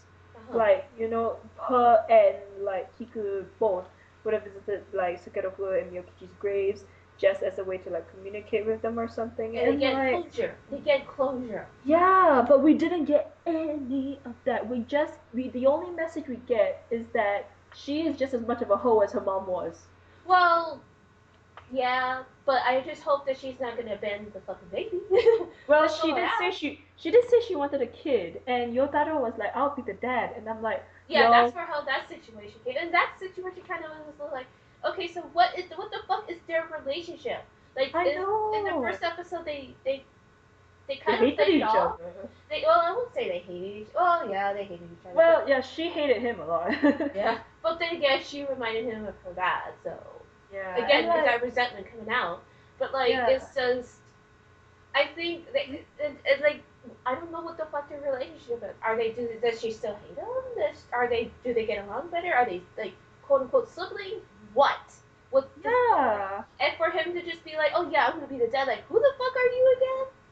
And like, I mean, I'm just like, I genuinely hope that they end up having a relationship that works out, and it's basically like the mirror of Sukeroku and Kiku, and just have the happy ending. Also, spoiler kind of, I don't know if you've seen this, Lily, but Kumota Haruko on her Twitter, she did, like, I think they were promoting something like they were having a special new volume of the Rakugo manga, and the cover, yeah, the cover was the two of them with the baby, and they're all holding hands. So I'm like pretty sure she took up his offer, but again, I'm not so sure. Well, manga covers can mean anything. I did hear that the manga's gonna end pretty soon. I think it's after its 10th volume, so that that might be part of it. Yeah, probably. And it's just that last, I will never forgive Studio Dean for that. No, that was bullshit. Like, okay, Studio D, they did a really shitty job adapting the Umumiko series. I didn't say that. I don't think I say that before, but I probably did. I don't know. Been a Maybe. while. But anyways, my point being, they they were really terrible with the Umumiko. I had no fucking idea what was going on. The first part they did was fine. After that, it was downhill because I was just like, what the fuck? Watching. Obviously, it makes a lot more sense in the visual novel, but in the anime, they had 26 episodes to piece all this shit together. And again, their character designs are great. It's beautiful. It's gorgeous. Art direction is amazing. I love the music. I won't say the pacing. I like the art style. I like their art renditions of everything that they did, but I just didn't understand what the fuck was going on because it was such a bad adaptation. Had they had more episodes, had they more time, had they, I don't know, go 45 45 minutes. That would have Yeah. been better. The same problem here is Rakugo, but at least with Rakugo, the only difference here is that Rakugo's adaptation. I don't know. Again, we haven't read the manga, so I don't know. Yeah. From And what we can tell, it's yes. good up until the last fucking episode because it's so inconsistent. Because And again, I know it's such a nitpicky thing to bitch about Natsuda's age, but no. But think about it again. it makes When no Kiku sense. first arrived, he was an adult. There is no way that guy is Yeah. 74 years old. That is bullshit. He's like 80 something probably or Or 90 at least something. 90s. I would believe that because first of all, Japan takes care of their elders like Pretty crazy. well. Yeah, they treat them pretty well, and I think especially by the 80s, they had a lot of elderly. They had a lot of people who are like in the 80s and 90s living very, very comfortable lives. Mm-hmm. And I would have totally believed that. Like I would just accept it because hey, that's the thing. That's true. There's factual shit to back that up on. Exactly, and But for the fact that they are like, yeah, I'm only 72 years old. I'm a spring chicken. Like, bitch, no, you ain't. You ain't no spring chicken. exactly, and if honestly, this anime would have been one of my top few if it weren't for the ending. That ending ruined same here. everything. Like, honestly, I was gonna be like, okay, I'm gonna give this a 9, but I'm giving it an 8 just because of the last episode because it made no sense. Another thing too, one thing we forgot to mention: when Sukeroku's ghost showed up, what the fuck? Why did he show up at the master's grave? Like I'm telling you, that scene. Like you can't see my hands right now, but they're moving all over the place. But that scene. You don't even see me right now. I'm sitting upright. I'm just like, what the fuck? I know. I'm like, the thing is, that scene, that ghost scene. I'm gonna be real right now. I cried. I teared up. I felt so bad for Kiku, and I thought that they were gonna drag it out a bit more so that I could get all my tears out. But nah, out of nowhere, Yotaro was like, "Hey," and I'm like, "Bitch, he's having an emotional thing right now with his dead boyfriend. The fuck you doing coming in interrupting everything?" And I'm like, I expected Sukeroku to show like more facial expressions, like just expressions, but I'm like, he didn't, and I'm like, what the fuck, bitch? What? And it's just, and one thing I was really confused about that scene when I first saw it. Okay, they were cleaning the grave, as you do, like I suppose. And at first, and they're like, yeah, happy anniversary that you died, master. At first, I was like, what? I And know. second of all, I was like, I thought they were at Sukeroku's grave since they were I thought they talking. were too, but then the words show up on the grave, and I'm like, oh, okay. Yeah, and then like Sukeroku's spirit came by, and then I started thinking, is his grave nearby? Because I know they were carrying the ashes. Yeah. I know they were carrying the ashes, but I don't. But again, I'm just like, Where? why is this happening? Like, okay, I get this is supposed to be an emotional moment. Fine, whatever. I'm not taking that away. But what I am taking away is why did he show up at the master's grave? The master died, literally saying, I should never have expelled Sukeroku.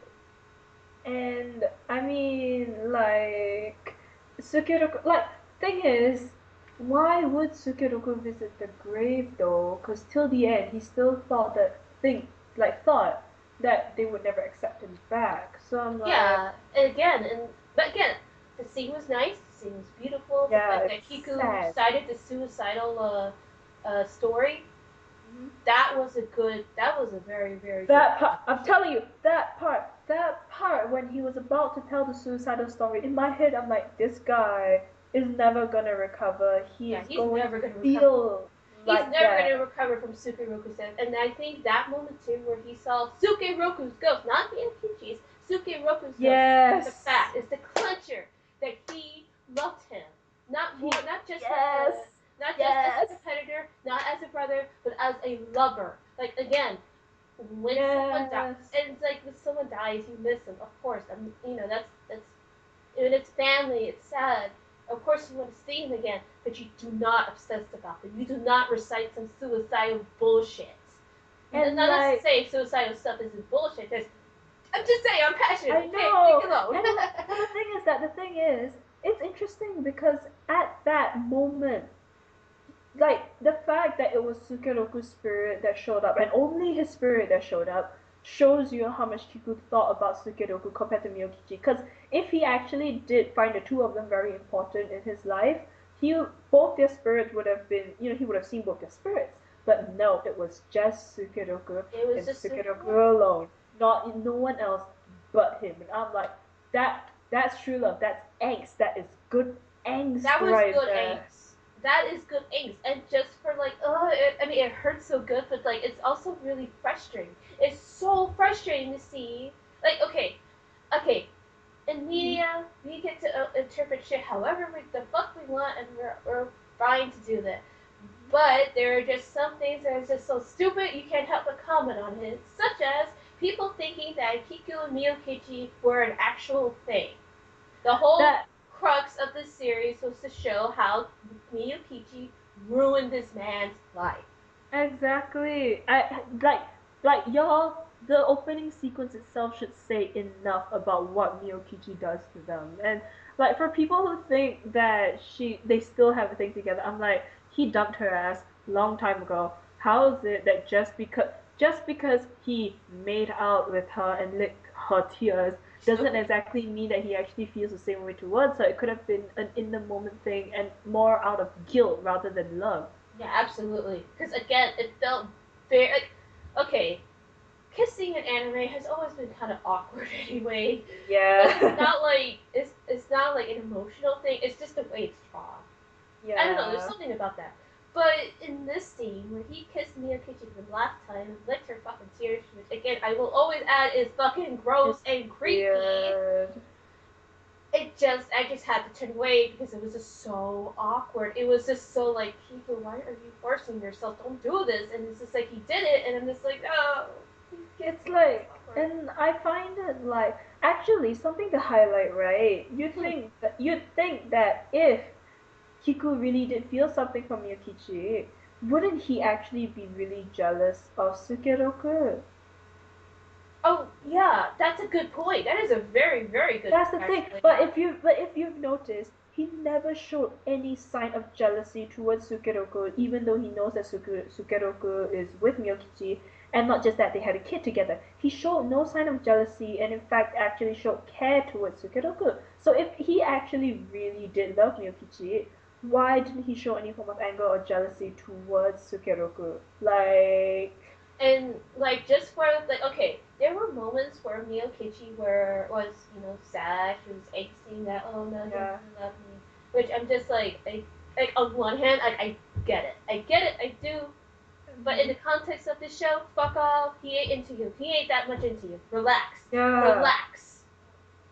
Exactly. He doesn't want a scrub. There you go. Seriously. Ain't want a scrub. Hey, no scrubs, man, no scrubs. No scrubs. But like, here's another thing too, is that especially fandom, like, okay, fandom, I noticed that a lot of the people who watched it are people who enjoy either Yuri or Yaoi or both, and that's cool. You can like, obviously you can like whatever the fuck you like, just involve people over age. Hmm. Um, they Like they if were you, like, yeah. oh, I feel so bad for Miyokichi. Oh, I feel so bad for her. Oh, and I think one time, I mean, okay, honestly, I used the wrong terms, and that's my fault. I honestly was just like, I don't feel bad for Miyokichi. She's basically fucking second slop. She's basically sloppy seconds. Yeah, basically. And someone got mad at me for that, which again, I guess I can understand. But in the context of the show, yes, she is Soppy Seconds. Because remember, she was the master's mistress. Yeah. And he And was basically pawning her off to him. Now, that is fucked up that I said what I said, but that doesn't erase the fact that it happened. yeah, and I mean, I find that interesting because honestly, I don't exactly know too much about what how the fandom reacted, but I've seen some people who I kind of follow on Tumblr who are on our side in the sense that they don't see Miyokichi as this saint or pitiful character, and these people tend to get criticized a lot by other people saying that, oh, you're such a horrible person, how do you know me? You're such an anti-feminist. Like, bitch, it ain't about gender. It's about your personality and your attitude and what you do. So it's like it's really, and I find this something that actually stems into a bigger problem now in internet culture, especially where people try so hard to be PC Yeah, when the show itself is trying to show you that hey, not everything is PC. PC, by the way, means politically correct. just so we're clear. But Yeah. no, you're absolutely right because again, like I said, maybe I shouldn't have put it in the way I did, like calling her Hmm. sloppy seconds. She's like, oh, you're implying. If you're implying what you're implying, then that's fucked up. I'm like, but that's the show. That is the That's show. what She happens actually in the is. show. That actually is what she is. Like she Like it actually is. sucks. Like Like I said, yeah. had and then she's like, and then I remember this person was like, oh well, you're Suke Roku's a whore, and I'm just like, yeah, Yeah, he is. point. I know he's a whore. I'm not saying that's a bad thing either. I'm just saying that Miyokichi was passed around. And again, Yeah. that's fucked up. But I have no control of those characters, so why are you getting mad at me? Exactly. And it's like it's just honestly, it's just because she's a woman. No, And it as really you is. mentioned, That yeah. really is. That's the crux of the whole situation. Again, if the genders were reversed and the girls, if the main character was, if Kiko was a woman and Sukiroku was a woman, and she pined for her as much as Kiko did for Sukiroku, you bet your sweet pippy, you're gonna have people saying anyone who denies this can't see. And yeah, you're right. You can't see that, then you're blind. But just for the fact that they are men, and because of the fact that Miyokichi is a woman, suddenly it's not about that. Suddenly it's about, oh, don't be mean to her. She's a woman. She's a poor woman. She went through so much. Like, yeah, you're right, but that doesn't make her less of an asshole. And I find it really interesting because you'd think that in within the anime community, right, Mm-hmm.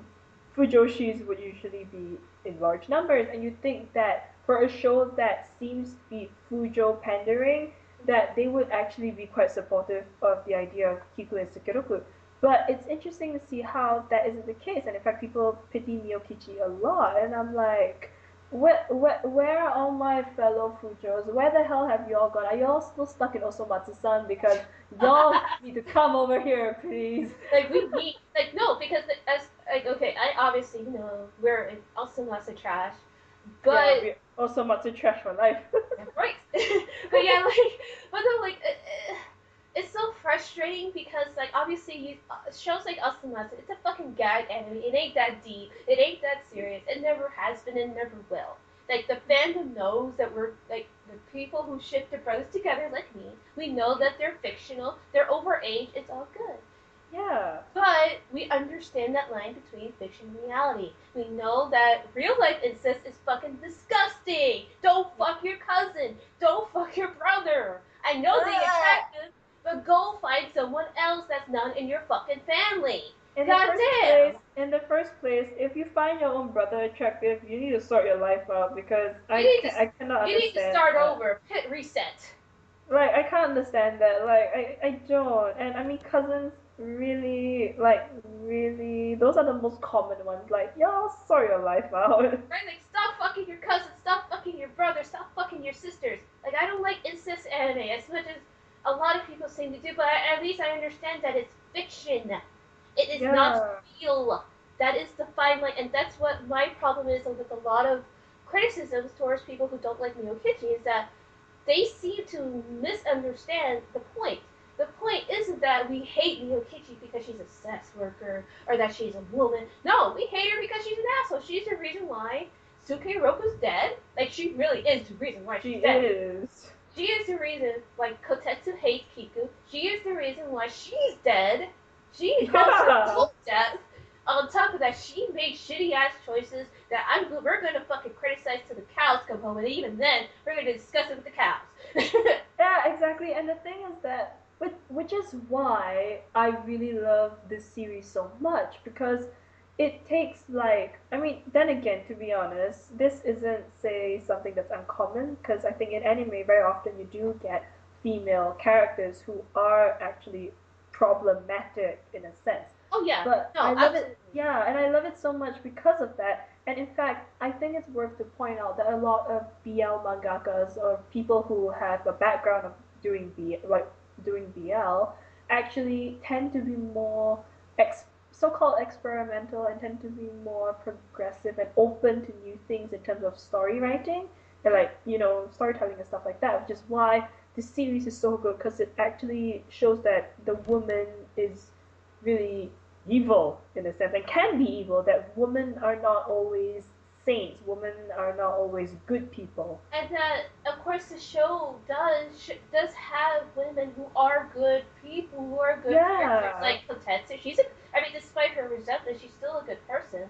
And she there's is. other women in the theater who's like, oh hey Kika, what's up? You Yeah, know? they're nice. And then there's his other girlfriends, his ex girlfriends. Like, yeah, it didn't last, but they were also good people. Like Yeah. like a lot like okay, like what Angela said. Yeah, there's a lot of women who do. There's a lot of problems in BL where, or especially old school ones, where women Yeah. are the bitch, like the evil, most evil-ish character. And it's always just a woman. It's Yeah. always a woman. Then that Hmm. sucks. But as it is, that I don't want to say that's the reality because more often it's not so much.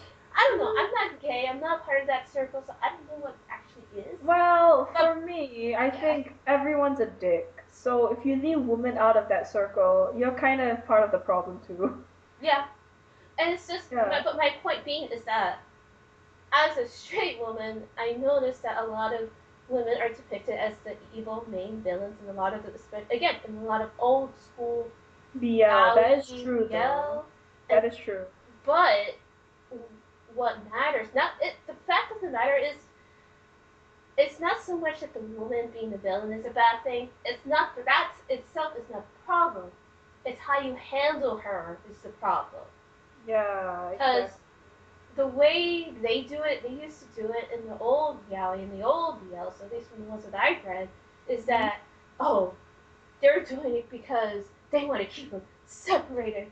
Oh, just them, even though she has so many guys, she wants them because he doesn't want her. Oh, the drama. But in this Yeah, case, like in Rakugo, because yeah, she wants him because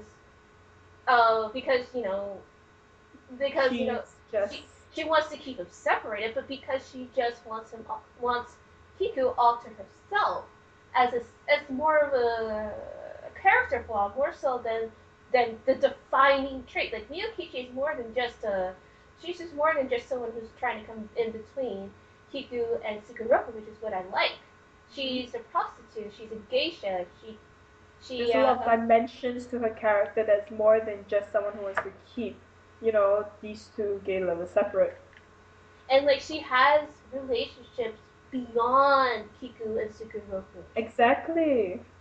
Like in the scene where and again, this kind of ties with the consistency issues that I have with like remember when we were just like, yeah, he don't want you, he don't want you, and then all of a sudden you're like, yeah, Kiku's totally looking for Miyokichi. He's like, Yeah, no. that's like, bitch, when? Bitch, when? Exactly. When, When bitch, did he when? say that? Like we need actual proof, man. It's so You showed the weird. fact that he was looking for Sukeruku, but you won't show the fact that he's looking for Miyokichi. What the fuck? That's the weirdest part. Like, the whole time, it was just him and Sukiroku. Out of nowhere, they're like, out of nowhere, there's a sign that apparently he's looking for her. Like, bitch, when, where, how, And what, at who? first I had thought that okay, maybe she's just that delusional. I mean, it makes sense for someone. Yeah, we thought it's just her, but then. But then they're like, yeah, he was totally looking for you. I'm like, what did this come from? Right, when? And when When? he said like, yeah, I was looking for you, I'm like, bitch, when? Like exactly when? Point me to the time step, and I will redact my statement. Exactly. Like, oh my god, it's just that's another inconsistency, I think. And I find it funny that these inconsistencies show up a lot more in the later episodes than they did in the beginning. No, But absolutely, yeah, and yeah, that's definitely something that's worth noting. yeah, Is I think it's only because of the budget issue as well, with the limit of only 13 episodes, that they had to find a way around it. But that does not forgive the last episode. no, no, no, no. That last episode was honestly unforgivable. You're gonna pace your shit like that and then throw that bullshit at us? Fuck off. Fuck you. Yeah, like, no, just not, honestly. I And I mean, I just, I do love this series a lot, and I genuinely want to read the manga, and I, I, I, I really want to read the manga because for me, I always want to read the original things, and yeah, same the here. manga is probably, definitely more to the original story. But the thing is, it's not, like no one has scanlated it, first of all, and second, even if I were to try to find the Japanese, the original like version, I can't because I'm not in Japan. Yeah, same here. I'm Yeah. stuck in the United States. I'm currently in the UK, but even back home in Singapore, they wouldn't. They actually maybe I might try to see if I can find them in Singapore, but I doubt so because we're quite a conservative country, so I don't know if they would actually bring it in that manga. If on the off chance they are going to release it officially in English, honestly count us as customers because I know we'll definitely eat that shit up because we gotta know. We gotta know what Yes, really happened. What is need the to truth? know what is. So what is the truth? Exactly. Like what is the truth? I need to No, know. I know we like do nothing but like fucking rant and bitch about this series, but honestly it's because we love it so much because we know it could be great. It is great. The last episode was just bullshit. Exactly. And I mean, I am looking forward to a season 2, not gonna lie, but Yeah, same here. I'm gonna need to read the manga to know how they're going to bring in the season 2 because with the last episode like that, honestly speaking, I could go off tangent and even link it to how shit like I'm just gonna put it out there, right? Okay, I know all you filthy casuals out there are thinking something, but I will link this to the last episode of SNK, Shingeki no Kyojin, or as you all say, Attack on Titan.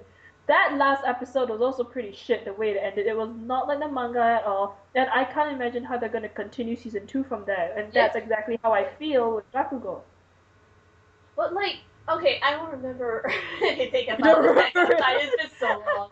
Like I just remember watching it. And I'm just like, this is bullshit. It's Whatever. I'm out. it's completely like that last episode of SNK. I'm using SNK because I'm not someone who uses AOT. So like the thing is that last episode of SNK changed a number of things like compared to what the manga did, even the way that the whole story went, which was really stupid because throughout the whole anime of SNK, it actually stuck to the manga extremely closely. It was almost like the manga come to life on its own.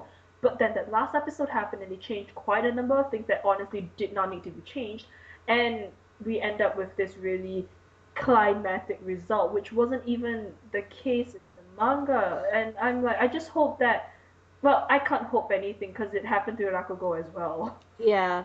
Well, let me check out to see what studio. Did Yeah, did that. Man, that shit ain't never gonna come out.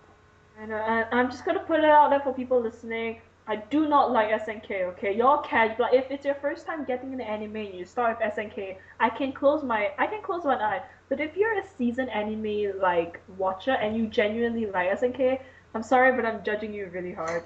No, honestly, same here. Okay, so I'm looking at the studio and it's Production IG. I've heard of some series done by Production IG, but I'm not very sure. Yeah, it's called Wit Studio. I'm not really Yeah, sure. I'm not familiar with them, but I mean, honestly, yeah, like Angela said, Attack on Titan's really good if you're very like if you literally just found Anime. your friend's hentai and you want to know more about this anime business. Like it's fine. It's very gory, but it's just unnecessarily dramatic a lot of the times. Like honestly, I mean, I went into SNK from the anime first, but halfway through the anime, I actually read the manga and kept up to wherever it was then, and obviously it was way faster than the anime. And having seen how the anime ended, I was like, you've got to be kidding me! That is such a change from what the manga did. And I mean, what pisses me off the most is that people keep saying, I can't wait for season 2. Why must I wait for season 2? Bitch, read the fucking manga. It's online. It's there for you. Don't complain. Read it. And also, I'm a bit fired about this because one of my favorite YouTubers just made an anime's recommendation like video and a video about anime, and his taste needs to change a bit. Like this is why you're a vlogger, Angela. That's why you can be big enough to change his mind. I mean, I hope so, but I can't. This guy is too far already. And I mean, first of all, I'm just gonna put it out there, right? Any list that includes Sword Art Online is not relevant. Yeah, no, absolutely, absolutely agreed. And although I probably shouldn't talk since I'm reading the light novel out loud on YouTube, but like, no, but like, I've always wanted to see how bad it really was, just I because will. I I keep hearing like, I see like snippets and shit, and just from the first couple of chapters, I'm just like, what the fuck is kind of self-important shit is this? Like, really I could like, oh see my god. like the more I read it, the more I really see how it appeals to like the casuals. No offense to any Uh, real casuals out there, but let's be real. Sword like, Art Online is perfect hot topic merchandise fodder. oh my god, you're right though. And like, honestly speaking, when I see people who are introduced to anime and they start out with Sword Art Online and they're always like, oh, this is the best shit I've seen in my life. I'm like, bitch, dot hack existed way before What? Sword Art Online. Let me adjust my statement. Sword Art Online is good for casual anime watchers when you're 13. Exactly, but if you're 20 something, I'm Or like, yeah, if you're like in middle, like if you're 15 years old or older, stop watching Sword Art Online. It ain't gonna happen to you, bro. You ain't that. Beta testers are required for every MMO game. You ain't that special. I know, and not just that. Okay, what pisses me again? I'm going back to the person I'm referring to. I'm not gonna name names, but whoever is a really good friend of mine will know who the hell I'm referring to.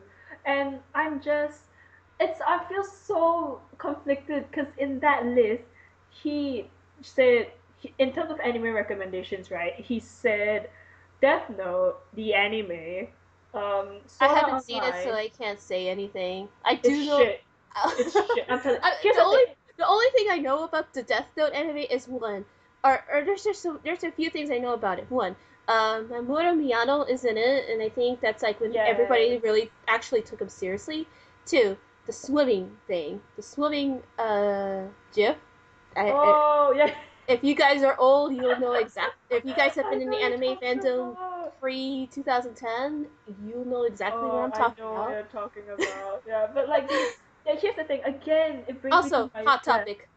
hot topic basically, and it brings me to my point of how anime adaptations usually they don't really stick to what the original creation is. And I mean, with Death Note, I honestly thought that it was like just nah. The manga obviously went in more detail and it was way better. And like I mean, just the only series that did an adaptation well was Oran, if you ask me. And like again, he recommended Oran as well. Within the same list, he also recommended Oran, Cowboy Bebop, Evangelion, that he pronounces Evangelion, and I'm judging him like hell for that. And I'm like, and then he also like recommends series like Erase. But in the same list, he also recommended Free and Haikyuu, and I'm like, dude, This is come casual shit. I'm on. sorry, your friend, your this You know, guy, he's he not a definitely needs some guidance.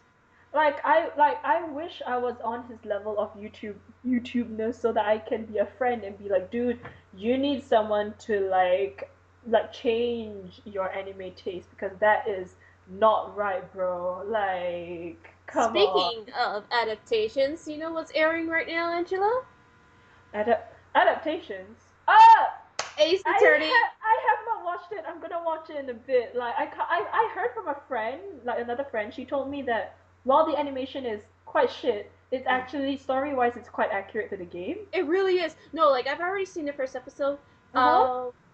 I actually it's I honestly really liked what they did with the expressions because like obviously Ace Attorney, it's the Capcom game for the DS, all that fun stuff where you get to Best game be. ever, hands It is down. no, it really is up until Apollo Justice, but I'll get into that in my Apollo Justice review whenever that will be out. Hey.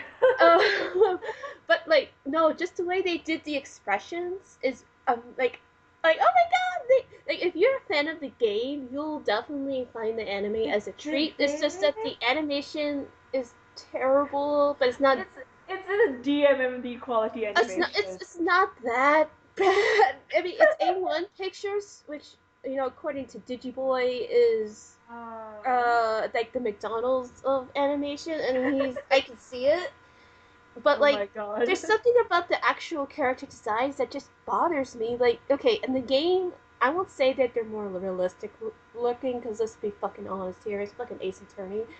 Um, there's something about the anime adaptation that just bothers the shit out of me. Actually, you know what it is? It's the fact that it looks clean. Like, for some reason, Oh, like it's so clean. like with Ace Attorney in the game, you get the feeling that it's like a nitty gritty. Like, it's not Yeah. dark, but it can get really fucking dark. Like, Yeah. it's not a clean world. Obviously, people die, but for some reason in Ace Attorney, it just feels way too clean. Like, it's way too It's perfect. It's just like, no, man, a woman fucking died, and you're just gonna make his skin highlighted? What the hell? Oh my god, I will get to watching it though, like in a bit, because I really want to know. And also, as a side note, I'm currently looking at what A1 Pictures, like what they've done, and I can see why they are the McDonald's of anime. Yeah. I mean, like, don't get me wrong, they've done some really good stuff. I can't think of any, but they've done some really good stuff. It's just, Saint Oni-san, Saint Young Man. That's one good thing that they I did. haven't seen that, so I don't It's know. so good. Oh my god. As someone who is actually okay, I'm an agnostic Buddhist, but I'm just Jesus and Buddha have such a good friendship. Insane I Oni-san. could actually see them hang out and take vacations. Like that, I think I like that. Of course, my boyfriend, he's more a spiritual Buddhist, but when I told him about the anime, he's just like, why Japan? Why? No, that's the thing though, because a couple of years ago, when I was still quite serious about religion, I heard about that and I was like, isn't that like really offensive? And a friend of mine at that time who is Christian, she was also like, that's a bit offensive. But at some point, I think I thought, fuck it, I'm gonna watch it. I like the art, let me see what's it about. And I will rate it as one of the best animes I've ever watched. It is hilarious, it is adorable, and they actually bring in a lot of things about context surrounding the religion.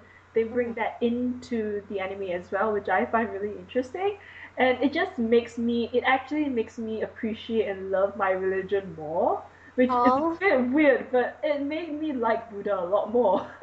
well, I'm a budding Buddhist. Yeah. Just I won't. Well, I finally Like I don't want to decided. say yes. Yeah, thank you. I finally decided to become a Buddhist. I grew up as a Catholic, or I was born into Catholicism, I should say. Mhm. But I finally decided to become a Buddhist since Hey. it really does seem like a better religion for me, since I'm much more spiritual, and it seems a lot like from the way I've been told about Buddhism, that it's much more spiritual than practice, and I'm very more Yeah. spiritual than practice when it comes to religion, Yeah. because I have a lot of opinions regarding Catholicism as it is. This isn't the time to show it, Yeah, it's but true.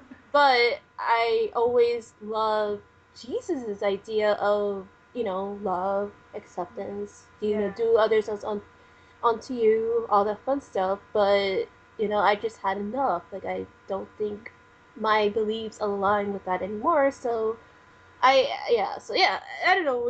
Anyways, get to our final thoughts about Rakugo. Yeah, I we think really we jumped off. sidetracked as hell. But yeah, final thoughts about Rakugo. Well, I I love the series. It's really I loved the pacing, the music, the character development, the way things went. Except for the last episode, that was trash, and I can't wait for a second season. But again, I want to read the manga first before I really go into it. Because if the adaptation for the second season is inaccurate as hell, I will be pissed. Yeah, Yeah. yeah. Rakugo, love it. I would recommend it. Um, if you have, I mean, if as I mean, as long as the manga's not officially out, I if the manga was actually out and translated, I would not recommend watching the last episode. Just skip that one, because I mean, as bullshit as their death scene was, it's obviously heavily related to what's going on and obviously part of the story, but as it were, I would recommend it. Just take the last episode with a grain of salt. Mm-hmm. If you are if for some reason you skipped all the way down here and you just want to catch the tail end of what we're talking about. But yeah, I would definitely recommend it, but just take the last ending with a grain of salt just because Yeah. it's so out there. It could Mm-hmm. honestly be a lot. It could honestly, like I said, this would have easily been a 10 for Yeah. me if the last episode wasn't what it was. It really would have been a 10 because I had it as a 9. I had it originally as a 9, but once that episode came in, I demoted it to an 8. Uh, Sorry. I don't use the Mal rating scale, but I mean, it's still quite high up there for me. But that last episode just ruined everything. Honestly, It like really did. yeah, and I would recommend it as well. And actually, I would highly recommend it for all my fellow Fujoshis out there, because I know a bunch of you have been skipping out on this wonderful series that you would have loved a lot. So I'm telling you to go watch it, because you would love it. Like Fujoshis out there would definitely love it. But like, no, I mean like a lot of I think the biggest reasons why a lot of Fujiyoshi avoided the series is because oh here we go another tragic gay couple. But like it's more than just that. Yeah, it's Oh. not even like the thing I really liked about Rakugo is that they had it wasn't so much it's like oh again it wasn't like oh my god my LTP oh it's just more Yeah. of oh my god these people they're good together they're good for each other you know. It's better. Honestly, it's better than a lot of K dramas out there. So if you're up for some drama, this is the anime for you. Oh yeah, if you don't mind the pacing, the if you are mature enough to handle criticisms of of a Mm, woman, especially a sex worker, yeah. but if you can handle all that, then hey, yeah, cool, that's awesome. But honestly, a lot of people can't, and that they need to That's grow up. grow the fuck up, y'all. Just Cause like I'm sorry, like honestly, if she were if she was a good person, we wouldn't have this series. Let's be real. Like yeah. the only reason why stories exist because people are fucked up, no matter what, who they are, where they come from, Exactly. and this is exactly one instance of it. Yes, exactly. 100%. Like again, it's not the fact that she's a woman that we hate. It's just especially the fact that she's a sex worker. It's the fact that she's a fucking asshole. She's an asshole. That's why the thing is that we hate her as a person, but we actually really like her as a character. Honestly. Yeah, no, that really is the scope of it. Like, if it Yeah. wasn't for her, we would not have as much tension and drama that we would have had otherwise. So, Exactly. Miyukichi, you're a fucking asshole, but we love you. Oh, that's a nice way to end it. Anyways, until next time, this is Lily with basically Baka Podcast. And I'm Angela from It's Digivices. Thank you so much for listening to this first. Honestly, this is my first podcast, and I'm still a bit nervous about it. No, you did fine, you did Thank fine. you. We'll definitely do more. And again, my review for Apollo Justice will be out eventually because oh boy, ooh, doggy, do I got shit to say about it?